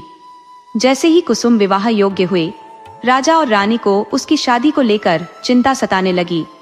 एक दिन कुसुम के लिए पड़ोस के 2 राज्यों से विवाह प्रस्ताव आए। इस पर राजा सुंदर गहन सोच में पड़ गए, किस राजकुमार को चुना जाए। दोनों ही युवा राजकुमार अत्यधिक योग्य थे और उनके राज्यों के साथ सीमानपुर के मैत्रीपूर्ण संबंध थे। राजा ने अपनी इस उलझन को महारानी से साझा किया और कहा, महारानी, हमारे पास पड़ोस के 2 राजकुमारों के विवाह प्रस्ताव आए हैं। दोनों ही राज्य हमारे मित्र हैं और दोनों राजकुमार बेहद गुणवान हैं। मुझे यह निर्णय लेना अत्यंत कठिन लग रहा है कि किसे चुनूं। आपकी क्या राय है? महारानी ने उनकी बातों को ध्यान से सुना और गंभीर स्वर में बोली, महाराज, मैं आपकी दुविधा को भलीभांति समझ रही हूँ। सच कहूँ तो मैं भी असमंजस में हूँ कि किस राजघराने से राजकुमारी का रिश्ता जोड़ा जाए। दोनों ने देर तक इस विषय पर विचार किया, लेकिन वे किसी निष्कर्ष पर नहीं पहुंच सके। उनकी उलझन बरकरार रही। दूसरी ओर जिन 2 राज्यों के राजकुमारों ने कुसुम के लिए विवाह प्रस्ताव भेजे थे, उनमें से एक का नाम दुष्यंत था और दूसरे का नाम प्रद्युम्न। राजकुमार दुष्यंत को उसकी अद्वितीय बुद्धिमत्ता और अप्रतिम सौंदर्य के लिए जाना जाता था, जबकि दूसरा राजकुमार प्रद्युम्न इन गुणों से कोसों दूर था। न तो वह सुंदर था, न ही बहादुर, और अक्लमंदी तो उसके पास बिल्कुल भी नहीं थी। हालांकि उसके मन में एक गहरा षड्यंत्र पनप रहा था।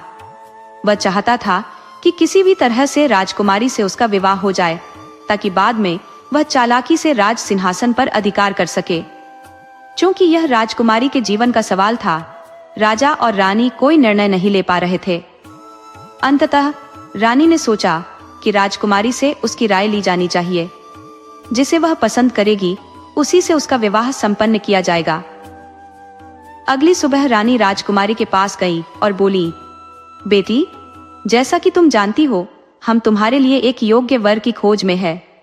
हमारे पास 2 पड़ोसी राज्यों के राजकुमारों के प्रस्ताव आए हैं। दोनों ही अत्यंत योग्य और आकर्षक हैं और तुम्हारे साथ विवाह करने के इच्छुक है। मैं और तुम्हारे पिता ने गहन विचार विमर्श किया है। हमने यह निर्णय लिया है कि जिस राजकुमार को तुम पसंद करोगी उसी के साथ तुम्हारा विवाह संपन्न होगा। तो अब तुम बताओ, तुम्हें कौन सा राजकुमार भाता है? राजकुमारी ने शांत स्वर में कहा, माँ, आपने और पिताजी ने मुझे जिस संस्कारों के साथ पाला है, उसमें मैंने सदा आपके निर्णयों को सर्वोपरि माना है। आप जिसे भी चुनेंगी, मैं उससे विवाह करने के लिए तैयार हूँ। महारानी यह सुनकर अत्यंत प्रसन्न हुई और अपनी बेटी को गले लगा लिया। उन्होंने कहा, जीती रहो मेरी बेटी, तुम्हारी बात सही है, लेकिन समस्या यह है कि दोनों राजकुमार हमारी दृष्टि में अत्यंत योग्य हैं। हमें उलझन हो रही है और हम चाहते हैं कि तुम इस द्वंद्व का समाधान करो। राजकुमारी ने पुनः वही उत्तर दिया, माँ, मैं वही करूंगी जो आप कहेंगी। मुझे आपका निर्णय ही स्वीकार्य होगा। इस बार महारानी थोड़ा गंभीर हो गई और तेज स्वर में बोली, बेटी, मैं बार बार कह रही हूँ कि हमें कुछ भी स्पष्ट नहीं हो रहा है। अपनी माँ की बात सुनकर राजकुमारी कुछ देर के लिए चुप हो गई और सोच में पड़ गई। फिर थोड़ी देर बाद उसने कहा, ठीक है माँ, मैं उस राजकुमार से विवाह करूंगी जो मेरी 3 शर्तें पूरी करेगा। महारानी ने यह सुनकर आश्चर्य से पूछा, बताओ क्या है वे शर्तें? राजकुमारी ने कहा, मेरी पहली शर्त यह है कि वह राजकुमार उस तालाब में तैरे जिसमें एक आदमखोर मगरमच्छ रहता है। दूसरी शर्त यह है कि वह पूरा पतीला चावलों से भरा हुआ खा जाए। और मेरी तीसरी और अंतिम शर्त यह है कि वह सोता हुआ घोड़ा लेकर आए और उस पर सवारी करे। राजकुमारी की यह बातें सुनकर महारानी स्तब्ध रह गई और गुस्से में उबलते हुए बोली, इसका अर्थ यह है कि तुम कभी विवाह नहीं करना चाहती, क्योंकि कोई भी राजकुमार तुम्हारी ये विचित्र शर्तें पूरी नहीं कर सकता। तुम्हें पता है कि उस तालाब में आदमखोर मगरमच्छ कितना विशाल और खतरनाक है। कौन उसमें तैरने की हिम्मत करेगा? और कौन सा राजकुमार एक पतीला भरकर चावल खा सकता है? थोड़ा सा खाने से ही उनका पेट भर जाता है, तो भला पतीला भरकर चावल कौन खा सकता है? और सोए हुए घोड़े पर कौन सवारी करेगा? घोड़ा सोएगा या दौड़ेगा? रानी की बातों पर भी राजकुमारी की मुस्कान बरकरार थी। उसकी यह मुस्कान देखकर रानी का गुस्सा और भी भड़क उठा। वह पैर पटकती हुई कमरे से बाहर निकल गई और सीधे राजा के कक्ष में पहुंची, जहां उन्होंने अपनी प्यारी बेटी की शिकायत करना शुरू कर दिया। आपकी बेटी को शादी में कोई दिलचस्पी नहीं है, इसीलिए उसने ऐसी अव्यवहारिक शर्तें रखी हैं। रानी ने शिकायत भरे स्वर में कहा। उन्होंने राजा को पूरी बात विस्तार से बता दी। रानी की बात सुनकर राजा मुस्कुराए और बोले, रानी, क्या आप भूल गईं कि आपने भी अपनी शादी के लिए 3 शर्तें रखी थी? कई राजकुमार उन शर्तों को पूरा करने में नाकाम रहे थे, लेकिन मैंने उन सभी को पूरा किया था। महारानी को पुरानी बातें याद आ गई और उन्हें सोचकर उनके चेहरे पर भी मुस्कान फैल गई। उन्होंने कहा, मेरी माँ चाहती थी कि मेरी शादी उनकी सखी के बेटे से हो, जो मुझे बिल्कुल भी पसंद नहीं था। इसीलिए मैंने वो शर्तें रखी थी, लेकिन मेरी शर्तें ऐसी थी जिनमें साहस और वीरता की आवश्यकता थी। जैसे पहली शर्त थी उस आदमखोर शेर को मारना, जिसने हमारे राज्य में कई लोगों को अपना शिकार बना लिया था। दूसरी शर्त थी राज्य के जंगलों में छिपे हुए डाकुओं को पकड़ना, जिन्होंने प्रजा में भय फैलाया हुआ था और गरीबों का जीवन दूभर कर दिया था। अंतिम शर्त थी पहाड़ों को काटकर नदी के लिए रास्ता बनाना, ताकि हमारे किसानों को सिंचाई के लिए पानी मिल सके। और मुझे गर्व है कि आपने वे सभी शर्तें पूरी की थी। आप वीर और साहसी निकले। राजा ने कुछ सोचते हुए कहा, रानी, अगर मैं वे शर्तें पूरी न कर पाता तो हमारी शादी कभी नहीं होती। इस पर महारानी ने हल्का सा नाराज होकर कहा, क्यों नहीं होती? भले ही आप शर्तें पूरी नहीं करते, मैं आपसे ही शादी करती। यह सुनकर दोनों खिलखिलाकर हंस पड़े। फिर रानी गंभीर होकर बोली, लेकिन महाराज, अब जो समस्या हमारे सामने है उसका समाधान कैसे निकलेगा? पहले तो मुझे समझ नहीं आ रहा था कि हमारी बेटी की शादी किससे करें, और अब तो यह और भी जटिल हो गया है। मुझे कैसे समझाऊं अपनी बेटी को कि वो इन बेसिर पैर की शर्तों को छोड़ दे? महाराज ने कहा, रानी, चिंता की कोई आवश्यकता नहीं। हमारी बेटी चाहती है कि उसका होने वाला पति न सिर्फ बहादुर हो, बल्कि तीव्र बुद्धि का भी स्वामी हो। यदि किसी में थोड़ी भी अक्लमंदी होगी तो वो राजकुमारी के इन शर्तों को सरलता से पार कर जाएगा। मैं इन शर्तों को दोनों राजकुमारों के समक्ष प्रस्तुत करूंगा और ऐलान करूंगा कि जो भी इन्हें पूरा करेगा उससे हमारी बेटी का विवाह होगा। इसके बाद राजा ने ऐसा ही किया। अपने दूतों के माध्यम से संदेश भिजवाया और दोनों राजकुमारों को महल में बुलवा लिया। दोनों राजकुमार अपने अपने खास सेवकों के साथ महल में आ पहुंचे। राजा ने उन्हें शाही मेहमान खाने में ठहराया, जहां उनके आराम और सत्कार का पूरा ख्याल रखा गया। राजकुमार महाराज के इस आतिथ्य से बेहद खुश थे। शाम के समय महाराज ने दोनों राजकुमारों से भेंट की। पहले उन्होंने राजकुमार दुष्यंत पर नजर डाली। राजा को राजकुमार दुष्यंत की कदकाठी और उसके व्यावहारिक व्यवहार ने बहुत प्रभावित किया। राजा को ज्ञात था कि राजकुमार दुष्यंत के पिता एक अत्यंत दयालु शासक थे, जिसके कारण उनके राज्य की प्रजा समृद्ध और सुखी थी। इन सभी कारणों से राजा को राजकुमार दुष्यंत बहुत भाया, लेकिन जब उन्होंने राजकुमार द्युम्न से बातचीत की तो राजा का मन उससे उचट गया। उसकी बातचीत का तरीका राजा को कतई पसंद नहीं आया। राजा समझ गए कि वह अत्यंत अहंकारी और चापलूस प्रवृत्ति का व्यक्ति है।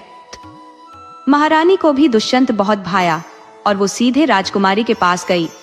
उन्होंने कहा, राजकुमारी, मेरी मानो तो अपनी शर्तें वापस ले लो और राजकुमार दुष्यंत से विवाह कर लो। ऐसा राजकुमार तो किस्मत वालों को ही मिलता है। सोचो, अगर मगरमच्छ ने उसे मार दिया तो कितनी बड़ी क्षति होगी। राजकुमारी ने ठंडे स्वर में उत्तर दिया, माँ, अगर मैं इस समय अपनी शर्तें वापस लेती हूँ तो मेरी प्रतिष्ठा धूमिल हो जाएगी। इसलिए यदि दुष्यंत मेरी शर्तें पूरी कर सकता है तो अच्छा है, वरना वह अपने राज्य लौट सकता है। महारानी इस बात पर निराश हो गई। इसके बाद राजकुमारी की दोनों राजकुमारों से मुलाकात करवाई गई। राजकुमारी उन दोनों राजकुमारों को महल से कुछ ही दूरी पर स्थित एक गहरे जंगल के बीचों बीच बने तालाब तक ले आई और बोली, ये वही तालाब है जिसमें वह खतरनाक आदमखोर मगरमच्छ रहता है। क्या आप दोनों इस तालाब में तैर कर दिखा सकते हैं? राजकुमारी की बात पूरी होते ही तालाब के किनारे एक विशालकाय मगरमच्छ अचानक प्रकट हो गया। उसे देखकर राजकुमार प्रद्युम्न के चेहरे पर डर स्पष्ट झलकने लगा। वह तुरंत कहने लगा, नहीं नहीं, जान है तो जहान है, मैं इस तालाब में बिल्कुल भी नहीं कूद सकता। जब राजकुमारी ने अपनी बाकी की शर्तें भी बताई तो प्रद्युम्न ने निराशा से कहा, पतीला भरकर चावल कौन खा सकता है, और एक सोते हुए घोड़े को कहां से लाऊं और उस पर सवारी कैसे करूंगा? इतना कहकर उसने साफ इनकार कर दिया। मुझे ये विवाह नहीं करना है, और वह वहीं से चला गया। प्रद्युम्न के जाने के बाद राजकुमार दुष्यंत ने आत्मविश्वास से राजकुमारी की ओर देखा और कहा, राजकुमारी जी, मैं कल आपको इस तालाब में तैर कर दिखाऊंगा। अगले दिन राजकुमारी और राजकुमार दुष्यंत पुनः उसी तालाब के किनारे जा पहुंचे। बिना किसी विलंब के दुष्यंत ने तालाब में छलांग लगा दी और तालाब के पानी में बेधड़क तैरने लगा। वह लंबे समय तक पानी में रहा, लेकिन उस दौरान वह मगरमच्छ कहीं नहीं दिखा। काफी समय बाद जब दुष्यंत तालाब से बाहर निकला तो राजकुमारी आश्चर्य में डूब गई। उसने सोचा, इतने लंबे समय तक तालाब में रहने के बावजूद वह आदमखोर मगरमच्छ उसे खाने क्यों नहीं आया? दुष्यंत ने राजकुमारी के चेहरे पर उभरे असमंजस को भांपते हुए मुस्कुराते हुए कहा, राजकुमारी जी, मैंने आपकी शर्त पूरी कर दी है, परंतु आप शायद यह सोच रही हैं कि मुझे खाने के लिए वह मगरमच्छ क्यों नहीं आया। दरअसल कल रात ही मैंने अपने कुछ सैनिकों को एक बड़ा जाल देकर उस मगरमच्छ को पकड़ने और दूर छोड़ने का आदेश दिया था। उन्होंने उसे पकड़कर दूर जंगल में छोड़ दिया। इस प्रकार मैंने आपकी पहली शर्त को पूरा कर दिया है। दुष्यंत ने मुस्कुराते हुए अपनी बात जारी रखी। शर्त के अनुसार मुझे मगरमच्छ वाले तालाब में तैरना था, परंतु यह आवश्यक नहीं था कि मगरमच्छ उस समय तालाब में हो। आपकी शर्त तो केवल तालाब में तैरने की थी, मगरमच्छ से लड़ने की नहीं। मुझे उम्मीद है कि आपको इस पर कोई आपत्ति नहीं होगी। महाराज भी वहां उपस्थित थे और उनकी मुस्कान चुपके से चेहरे पर फैल गई। राजकुमारी भी मुस्कुराई और हंसते हुए बोली, राजकुमार दुष्यंत, आपने मेरी पहली शर्त पूरी कर दी है, क्योंकि यही मेरी मंशा थी कि आप तालाब में तैरकर दिखाएं। आपकी चतुराई काबिले तारीफ है। इसके बाद राजकुमारी ने तुरंत अगली चुनौती पेश की। राजकुमार, अब बताइए, आप पतीला भरकर चावल कब खाएंगे? राजकुमार ने सहजता से उत्तर दिया, बस थोड़ी ही देर में।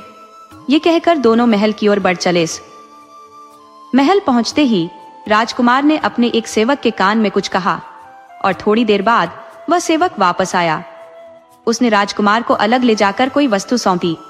इस बीच राजा के नौकरों ने दूसरी चुनौती के लिए विशाल पतीले में चावल लाकर तैयार कर दिया। पतीले की भव्यता को देख महाराज के चेहरे पर असमंजस छा गया। उन्होंने चिंता से कहा, राजकुमार, क्या आप इतना बड़ा पतीला भरकर चावल खा सकेंगे? राजकुमार ने निश्चिंतता से उत्तर दिया, महाराज, मैं एक नहीं 2 पतीले भरकर चावल भी खा सकता हूँ। इसके बाद उन्होंने अपने वस्त्रों में छिपा एक छोटा सा पतीला निकाला, जिसे उनके सेवक खास तौर पर बाजार से लेकर आए थे। उस छोटे पतीले में चावल भरकर राजकुमार ने तत्काल खा लिया और मुस्कुराते हुए राजकुमारी से कहा, राजकुमारी जी, आपकी दूसरी शर्त भी पूरी हो गई। आपने खुद देखा, मैंने पतीला भरकर चावल खाया है। यह सुनकर राजकुमारी जोर जोर से हंसने लगी। महाराज ने रानी की ओर मुड़कर कहा, रानी, अब बेटी के विवाह की तैयारियां शुरू कर दो। मुझे यकीन है कि ये राजकुमार सोते हुए घोड़े की सवारी भी कर लेगा। तब राजकुमार दुष्यंत ने शांतिपूर्वक कहा, राजकुमारी जी, आपकी शर्त केवल पतीला भरकर चावल खाने की थी। पतीला बड़ा हो या छोटा, इसका कोई उल्लेख नहीं था। इस तरह से मैंने आपकी दूसरी शर्त भी पूरी कर दी। राजकुमारी फिर से राजकुमार की सूझबूझ की प्रशंसा करने लगी और उसी दिन संध्या समय माहौल हर्षोल्लास से भर गया। राजकुमारी, महाराज और रानी शाही बाग में टहल रहे थे जब उन्होंने देखा कि राजकुमार दुष्यंत एक शानदार घोड़ा लेकर आ रहा था। महाराज ने विस्मय से पूछा, बेटा दुष्यंत, तुम इस घोड़े के साथ कहाँ जा रहे हो? राजकुमार ने गर्व से उत्तर दिया, महाराज, ये घोड़ा साधारण नहीं है। इसे मैंने एक विशेष अस्तबल से खरीदा है। इसके मालिक ने बताया कि यह बहुत ही उत्तम नस्ल का घोड़ा है और मैंने इसे एक अनोखा नाम भी दिया है। वह घोड़ा सच में देखने में अद्वितीय था। पूरे शरीर पर शुद्ध सफेद रंग और उसकी कदकाठी बेहद प्रभावशाली। राजकुमारी भी उसकी भव्यता से मोहित हो गई। उसने उत्सुकता से पूछा, राजकुमार, इसका नाम क्या रखा है? राजकुमार मुस्कुराते हुए बोला, मैंने इसका नाम रखा है सोता हुआ घोड़ा, क्योंकि यह मेरा घोड़ा है। मैं इसे जो भी नाम देना चाहूं वो मेरी इच्छा है। अब मैं आपको इसी सोते हुए घोड़े पर सवार होकर दिखाऊंगा ताकि आपकी तीसरी शर्त पूरी हो सके। इतना कहकर राजकुमार ने घोड़े पर सवारी कर ली और उसे एड़ लगाकर आग के चारों ओर दौड़ाने लगा। तेज गति से दौड़ते हुए वह वापस राजा और रानी के पास आ गया। ये सब देख दोनों हंसी में डूब गए और उनकी हंसी रुकने का नाम नहीं ले रही थी। राजकुमारी भी मंद मंद मुस्कुरा रही थी। कुछ देर बाद उसने कहा, मैंने यही चाहा था कि मेरी शादी ऐसे राजकुमार से हो जो न केवल बहादुर हो बल्कि बुद्धिमान भी हो। इसीलिए मैंने ये 3 कठिन शर्तें रखी थी ताकि केवल कोई विवेकी ही इन्हें पूरा कर सके। भगवान का धन्यवाद है कि मुझे ऐसा साथी मिल गया। राजकुमारी की बात सुनकर महाराज और रानी ने संतोष की सांस ली। कुछ ही समय बाद राजकुमार दुष्यंत और राजकुमारी कुसुम का विवाह संपन्न हो गया और वह दोनों अपने राज्य की ओर वापस लौट गए। उन्होंने मिलकर एक सुखी और समृद्ध जीवन बिताना प्रारंभ किया।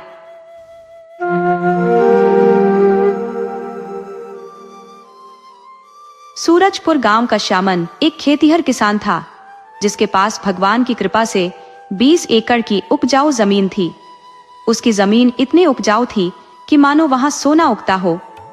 गांव के सबसे समृद्ध लोगों में उसकी गिनती होती थी।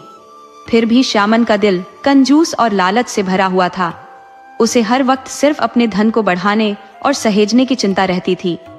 उसका परिवार उसकी इस आदत से बहुत ही परेशान था। वो अपने खेतों में काम करने वाले मजदूरों को बहुत कम मजदूरी देता था और वो भी समय पर नहीं। पूरा गांव उसकी कंजूसी और लालच को अच्छे से जानता था। उसके अंदर धन इकट्ठा करने की भूख कभी खत्म नहीं होती थी। उसकी हर सोच और हर कदम का मकसद सिर्फ पैसे को बढ़ाना होता था। इस नगर का राजा सूर्यसेन था, वीर, पराक्रमी और युद्ध कला में निपुण राजा। उसने अपने बाहुबल और वीरता के दम पर कई राज्यों पर विजय प्राप्त की थी, परंतु उसकी राज्य विस्तार की अभिलाषा इतनी प्रबल थी कि वो अक्सर युद्ध में ही उलझा रहता था। उसके जीते हुए राज्यों की जनता पर उसने भारी कर और लगान भी लगा रखा था, जिससे उसका खजाना दिन ब दिन भरता ही जा रहा था। कई युद्धों के बाद एक दिन उसे थकान महसूस हुई और उसने पहाड़ी क्षेत्र में कुछ समय बिताने का निश्चय किया। राजा ने अपने मंत्री को राजपाट का सारा भार सौंपकर यात्रा शुरू की। राजा अकेले घोड़े पर सवार होकर पहाड़ों में पहुंच गया। वहां की मनोरम दृश्य ने उसे मंत्रमुग्ध कर दिया। उन्हीं पहाड़ों में एक साधु निवास करता था जो फल खाकर अपनी भूख मिटाता और झरने का पानी पीकर अपनी प्यास बुझाता। साधु के पास बस एक कुटिया थी और पहनने के लिए 2 जोड़ी कपड़े। उसके पास कोई अन्य संपत्ति नहीं थी, फिर भी वह शांति और संतोष में जीवन बिता रहा था। ईश्वर की भक्ति में लीन रहता था। राजा का साधु से सामना हुआ और उसने देखा कि साधु का चेहरा खुशी से दमक रहा था। राजा ने उसकी इस खुशी का रहस्य जानने की इच्छा प्रकट की और साधु से पूछा, बाबा, आप इस निर्जन वन में अकेले रहते हैं?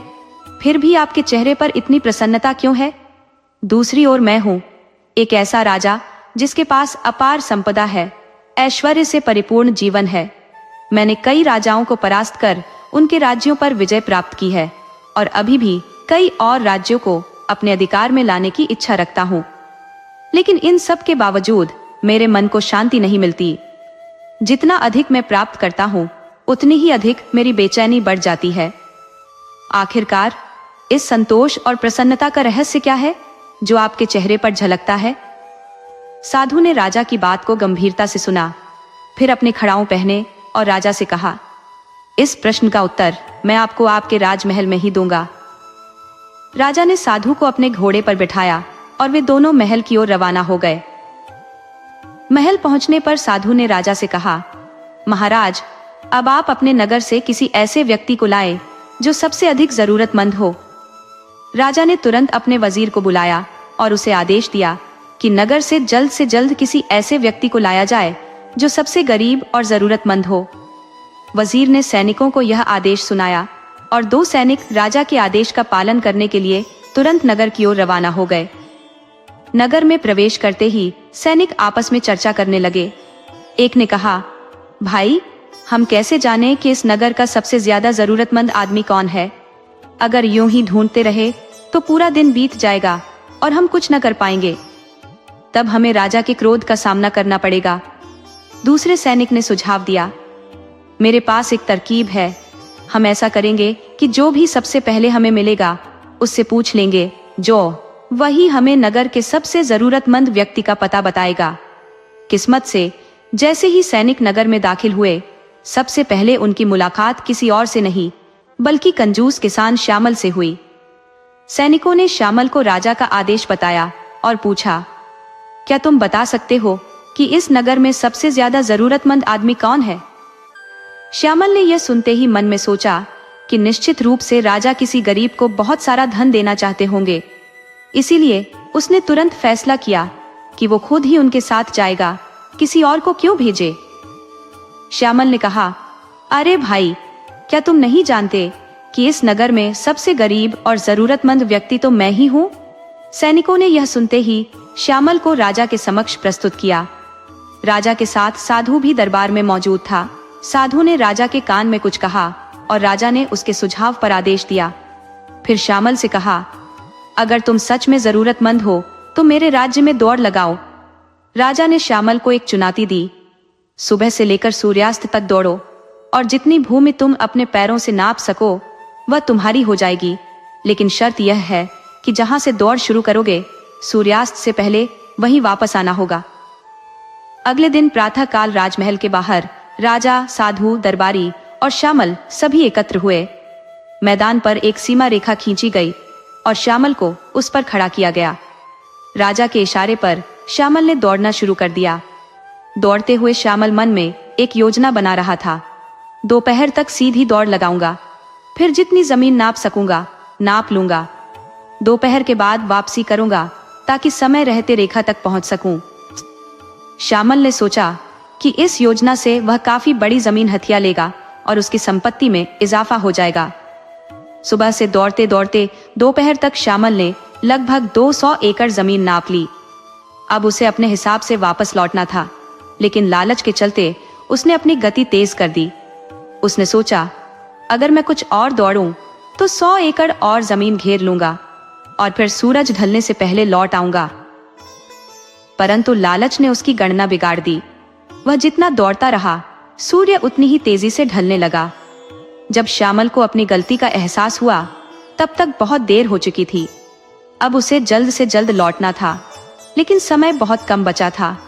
उसके सामने 2 ही रास्ते थे, या तो वह हार मानकर दौड़ बंद कर दे और खाली हाथ घर लौट जाए, या अपनी जान की परवाह किए बिना पूरी ताकत से दौड़े। उसने दूसरा रास्ता चुना। श्यामल ने अपनी गति और तेज कर दी, लेकिन वह थकान से टूट चुका था।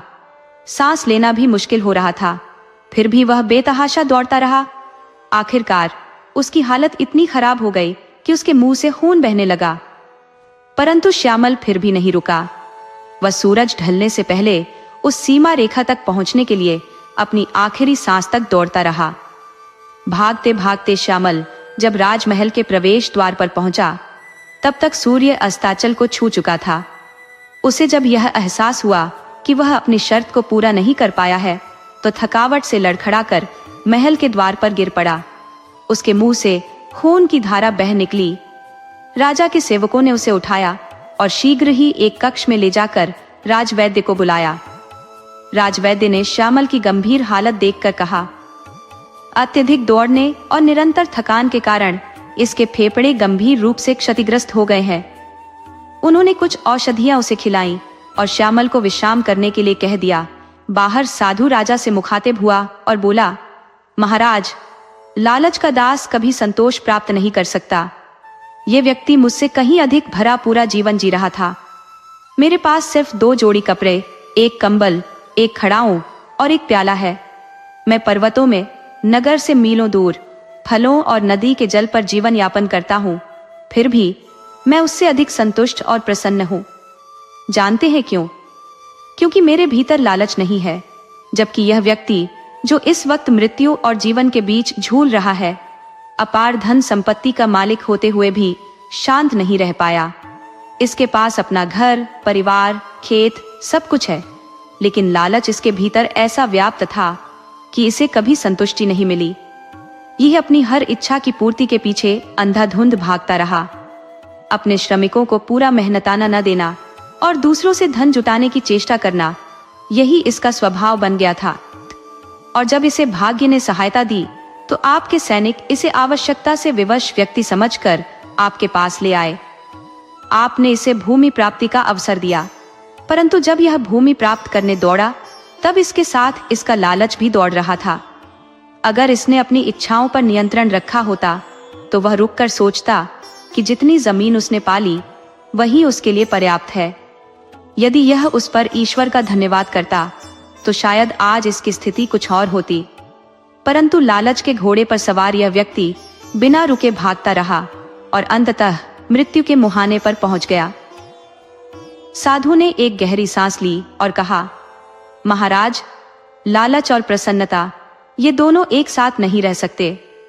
यदि आपको सच्ची खुशी प्राप्त करनी है, तो अपने भीतर के लालच का परित्याग करना होगा। तभी खुशी अपने आप आपके जीवन में प्रवेश करेगी। परंतु यदि आप लालच की पीठ पर सवार होकर सुख की तलाश में दौड़ते रहेंगे, तो आपका अंत भी इसी प्रकार होगा जैसा इस व्यक्ति का हुआ है। बाला और उसकी पत्नी अपनी दोनों बच्चियों को किसी काम में हाथ लगाने नहीं देते थे। बाला उनसे हमेशा कहता, तुम बस अपनी पढ़ाई पर ध्यान दो। बावजूद इसके वे दोनों घर के छोटे मोटे कामों में हाथ बटा देती, जिससे बाला की पत्नी के लिए काम करना कुछ हद तक आसान हो जाता। बाला के घर की मरम्मत काफी समय से नहीं हुई थी। घर में 2 कमरे थे और उनकी छतें इतनी कमजोर हो गई थी कि बारिश होते ही पानी अंदर टपकने लगता था। ये विचार बाला को बेहद चिंतित कर देते थे कि यदि सर्दियों में बारिश शुरू हो गई तो हालात क्या होंगे। बाला ने घर की छतों की मरम्मत के लिए पैसे जमा करने शुरू कर दिए थे, ताकि बारिश से पहले मरम्मत का काम हो सके। लेकिन अब तक उसने बहुत थोड़े से पैसे ही जमा कर पाए थे। इसीलिए वह दिन ढलने तक काम में जुटा रहता था, ताकि ज्यादा पैसे कमा सके और जल्द से जल्द मरम्मत करवा सके। आज दोपहर जब वह अपने काम में व्यस्त था, उसकी पत्नी उसके लिए खाना लेकर आई। साथ में वह एक छोटी सी अंगीठी भी लाई, जिसमें कोयले सुलग रहे थे। अपनी पत्नी और अंगीठी देखकर बाला बेहद प्रसन्न हुआ और कहने लगा, बाली, तूने कमाल कर दिया। तुझे कैसे पता चला कि मुझे ठंड लग रही है?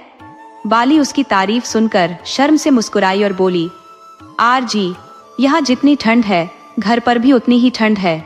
इसलिए मैंने सोचा कि आप बाहर ठंड में काम कर रहे होंगे, तो अंगीठी में आग जलाकर ले आई हूँ। ये कहकर बाली ने खाना खोलकर उसके सामने रखा और बोली, आप खाना खाइए, मैं घर जा रही हूँ। बच्चियां पाठशाला से लौटने वाली होंगी, उन्हें भी खाना देना है। बाला ने कहा, ठीक है, तू जा। लेकिन बाली, एक बात सुन ले, तू मेरे लिए इतनी तकलीफें उठाती है और मुझे इस बात का बहुत दुख है कि मैं तुझे वो सुख नहीं दे सका जो तुझे मिलना चाहिए था। पर देखना, जैसे ही घर की छतों की मरम्मत हो जाती है, मैं तेरे लिए सोने की बालियां और खड़े जरूर बनवाऊंगा। उसकी पत्नी ने मुस्कुराते हुए उत्तर दिया, आप हमारे लिए सुबह से शाम तक मेहनत करते हैं। भगवान का शुक्र है कि हम सुखी हैं। हमारी बच्चियां पढ़ लिख रही हैं। मुझे किसी बालियों या कड़ों की जरूरत नहीं है। अब समय हमारी बच्चियों के लिए है। उन्हें अच्छे कपड़े पहनने और ओढ़ने की जरूरत है। बाला यह सुनकर मुस्कुराया और खाना खाने लगा। उसकी पत्नी उठकर घर चली गई और बाला ने जल्दी से खाना खत्म किया और फिर से अपने काम में जुट गया। कुछ ही समय बाद उसने देखा कि बहादुर उसकी ओर आ रहा था। बहादुर उसके पड़ोस में रहता था और ईंटों के भट्टे पर मजदूरी करता था। उसके हाथ में एक थैला था। करीब आकर बहादुर ने वह थैला बाला के पास रख दिया। बाला, जो उस समय एक जूते की मरम्मत कर रहा था, उसे एक ओर रखते हुए बोला, बहादुर भाई, कैसे आना हुआ? बहादुर ने धीरे से कहा, बाला भाई, परसों दूसरे गांव से लड़के वाले मेरी बड़ी बेटी को देखने आ रहे हैं, इसलिए मैं इन जूतों की मरम्मत करवाने आया हूँ। इतने फटे पुराने जूते पहनकर उनके सामने जाने में शर्म महसूस होगी। उसने अपने पांव आगे बढ़ाकर जूतों की हालत दिखाई। बाला ने देखा कि बहादुर के पहने हुए जूते बहुत बुरी तरह से टूटे फूटे थे। उसने चुपचाप बहादुर द्वारा लाए गए थैले को उठाया, जिसमें और भी जूते रखे थे। ये जूते भी बहुत जर्जर हालत में थे। ऊपर का चमड़ा बेहद पुराना हो गया था, मगर पूरी तरह से फटा नहीं था। बाला ने जूतों को उलट पलट कर देखा और पाया कि दोनों के तले बुरी तरह से घिस चुके थे। बाला की अनुभवी उंगलियों ने जैसे ही चमड़े को छुआ, उसे समझ में आ गया कि ये हिरण की खाल से बने हुए जूते थे, मुलायम, मजबूत और हल्के। पर एक और बात जिसने बाला का ध्यान खींचा, वो ये थी कि हिरण की खाल के जूते सामान्यतः बहुत हल्के होते हैं, लेकिन ये जूते वजन में कुछ भारी लग रहे थे। मगर बाला ने इस बात पर अधिक ध्यान नहीं दिया।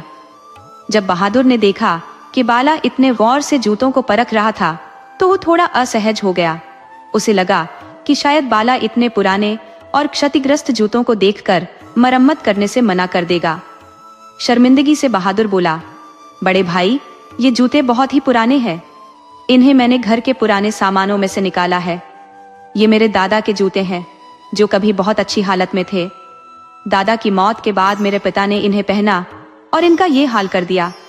अगर बेटी की शादी की बात ना होती तो मैं कभी भी तुम्हारे पास ऐसे फटे पुराने जूते लेकर ना आता, पर यह इज्जत का सवाल है। बाला उसकी बातें सुनकर गंभीर हो गया और बोला, ये जूते हिरण की खाल के बने हुए हैं, जो बहुत कीमती होते हैं। तुम्हारे दादा तो बड़े अमीर रहे होंगे। बहादुर ने गर्व से कहा, हाँ, वो इस गांव के सबसे बड़े जमींदार थे। गांव की आधी जमीनें उन्हीं की थी, लेकिन उनके मरने के बाद मेरे पिता ने सारी जमीनें बेच दी और उन पैसों को अपने दोस्तों के साथ ऐशो आराम में उड़ा दिया। अगर उन्होंने थोड़ा समझदारी से काम लिया होता तो आज हमारा ये हाल ना होता। बहादुर की शर्मिंदगी को समझते हुए बाला ने उसे तसल्ली देते हुए कहा, तुम चिंता मत करो दोस्त, मैं इन जूतों को ऐसा बना दूंगा कि लोग देखकर हैरान रह जाएंगे। बहादुर ने सिर झुकाकर बाला से कहा, बाला भाई, एक और बात है, इन जूतों की मरम्मत के पैसे मैं बाद में दूंगा। अभी तो लड़के वालों के खाने का भी इंतजाम नहीं हो पाया है। मैं अब उस भट्टे के मालिक के पास जाऊंगा जहां काम करता हूं। शायद वो कुछ रकम उधार में दे दे ताकि मैं खाने का इंतजाम कर सकूं। बाला ने उसकी चिंता को समझते हुए कहा, देखो बहादुर भाई, जैसे तुम्हारी बेटी वैसे ही मेरी भी बेटी। तुम बिल्कुल चिंता मत करना। अगर भट्टे का मालिक उधार ना भी दे तो मेरे पास चले आना। मेरे पास कुछ पैसे जमा है जो मैंने बरसात में छतों की मरम्मत के लिए रखे थे। मरम्मत तो बाद में भी हो जाएगी, लेकिन अभी उन पैसों से तुम दावत का इंतजाम कर लो। बाला की संवेदनशील बातों ने बहादुर के दिल को छू लिया। उसकी आंखें भर आईं और वो भावुक होकर बाला को दुआएं देता हुआ दुकान से चला गया। बाला ने समझा कि गांव की एक बेटी की शादी का सवाल था, इसलिए उसने बाकी काम छोड़कर बहादुर के जूतों पर काम शुरू किया। जूतों के तले बिल्कुल खराब हो चुके थे और बीच से बुरी तरह टूटे हुए थे। बाला ने अपनी संदूक से सबसे महंगा तला निकाला, जिसे वह सिर्फ गांव के अमीर जमींदारों के जूतों में लगाता था। उसने पूरी तन्मयता से काम में जुट गया। शाम तक जूते बिल्कुल नए जैसे बन गए थे। बाला ने अपना काम समेटा, संदूक में सारी चीजें बंद की और कुंडी लगाकर बहादुर के जूतों का थैला उठाया। वह अपने घर की ओर रवाना हुआ। रास्ते में बाला के चेहरे पर एक सुकून भरी मुस्कुराहट थी। वह काफी उत्साहित था और ऐसा प्रतीत हो रहा था मानो वह जल्दी से जल्दी घर पहुंचना चाहता हो। घर पहुंचते ही उसने जूतों का थैला एक ओर रख दिया। उसकी दोनों बेटियां खेल रही थी और उसकी पत्नी काली रात का खाना बना रही थी। बाला ने काली को आवाज दी। वह आई तो बाला ने उसे बहादुर के जूते दिखाए और उसे पास बैठाकर धीरे धीरे कुछ समझाने लगा। उसकी बातें सुनकर काली की आंखों में हैरानी और खुशी दोनों थी। अपनी बात खत्म करने के बाद बाला ने अपनी जेब से एक पुरानी कपड़े की पोटली निकाली और काली को दिखाई। पोटली में ढेर सारे चमकते हीरे और सोने के सिक्के थे। काली हैरान थी मगर बेहद खुश भी। बाला ने कहा, अब हम बहादुर के घर चलेंगे। तुम चूल्हे की आग धीमी कर दो, हम जल्दी लौट आएंगे। कुछ ही देर में बाला और उसकी पत्नी बहादुर के घर पहुंच गए। बहादुर वहीं मिला, गहरे चिंता में डूबा हुआ। उसने बाला और उसकी पत्नी को आदर पूर्वक बिठाया। सब लोग बैठ गए तो बहादुर ने बाला को बताया कि भट्टे के मालिक ने उसे पैसे देने से साफ मना कर दिया। साथ ही उसने बेइज्जती भी की और कहा कि बहादुर हर बार उधार लेने के लिए मुंह उठाए आ जाता है। बाला ने शांत स्वर में कहा, बहादुर, भगवान बहुत कृपालु है। जो मैं तुम्हें एक ऐसी कहानी सुनाता हूँ जिससे तुम सबका दिल खुश हो जाएगा। उसकी यह बात सुनकर बहादुर और उसका परिवार अचरज भरी नजरों से बाला को देखने लगा। सिर्फ बाला की पत्नी को पहले से इस बात का इल्म था, इसलिए वो बिल्कुल हैरान नहीं थी। बहादुर को कुछ समझ नहीं आ रहा था। वो बस मुंह खोले बाला की ओर देखता रहा। सबकी चकित और उलझी हुई नजरों के बीच बाला की पत्नी की मुस्कान और बढ़ गई। बाला ने बात शुरू की, बहादुर, तुम्हारे दादा बहुत अमीर थे। जब मैंने उनके जूतों की मरम्मत की और उन्हें उलट पलट कर देखा तो उनकी एड़ियों के भीतर से यह निकला। बाला ने कपड़े की एक छोटी पोटली निकाली और सबके सामने रख दी। सबकी निगाहें हैरानी से पोटली पर टिक गई। जब बहादुर ने पोटली खोली तो उसमें रखे चमकते हुए हीरे और सोने के सिक्के देख सभी स्तब्ध रह गए। बाला ने पोटली बहादुर के हाथों में थमाते हुए कहा, मेरा मानना है कि तुम्हारे दादा ने यह दौलत चोरों और लुटेरों से बचाने के लिए अपने जूतों में छिपा रखी थी। इतनी बड़ी दौलत देख बहादुर की आंखें जैसे फटी की फटी रह गई। उसकी पत्नी इतनी खुश हुई कि वो जोर जोर से रोने लगी। कुछ देर बाद जब उनकी खुशी संभली तो बहादुर बाला का हाथ थामकर रोते हुए बोला, बाला भाई, तुम इंसान नहीं, भगवान के भेजे दूत हो। मैं जीवन भर तुम्हारा यह उपकार नहीं भुला सकता। पूरे गांव में तुम्हारे जैसा ईमानदार और नेक दिल इंसान दूसरा कोई नहीं। बाला ने मुस्कुराते हुए कहा, मुझे इस बात की खुशी है कि तुम्हारी बेटी की किस्मत से यह दौलत तुम्हारे हाथ लगी है। अब इन हीरों को बेचकर पहले अपनी बेटी की शादी अच्छे से करना, फिर कोई अच्छा सा कारोबार शुरू कर लेना। थोड़ी देर बाद बाला और उसकी पत्नी बहादुर से विदा लेकर अपने घर की ओर चल पड़े। रास्ते में चलते हुए बाला की पत्नी ने उससे पूछा, तुम्हें इस ईमानदारी का पाठ किसने पढ़ाया? चाहो तो इस बहुमूल्य खजाने को छिपा सकते थे, किसी को भनक भी न लगती। फिर उससे मिले पैसों से घर की छत की मरम्मत करवा सकते थे और मेरे लिए सोने के आभूषण भी बनवा सकते थे। बाला उसकी बात पर मुस्कुराया, सीना चौड़ा किया और बोला, हमारे घर की छत भी ठीक होगी और तुम्हारे गहने भी आएंगे, और ये सब मैं अपने पसीने की कमाई से करूंगा। उसकी बातें सुनकर पत्नी का चेहरा खिल उठा। वह बोली, मैं और मेरी दोनों बेटियां सच में सौभाग्यशाली हैं कि हमें तुम जैसा पति और पिता मिला है। बाला अपनी तारीफ पर कुछ शर्मिंदा हुआ और अपनी शर्माहट छिपाने के लिए बनावटी गुस्से में बोला, बाली, जरा तेज चलो, मुझे भूख लग रही है। घर पहुंचते ही खाना खाऊंगा। बाली उसकी स्थिति को समझ गई और मुस्कुराई। वह चुपचाप बाला के साथ कदम बढ़ाने लगी। दोनों फिर से अपनी रोजमर्रा की जिंदगी में व्यस्त हो गए। कुछ समय बाद बाला ने अपने प्रयासों से पैसा जमा किया, घर की छत की मरम्मत करवाई और अपनी पत्नी के लिए गहने भी बनवाए।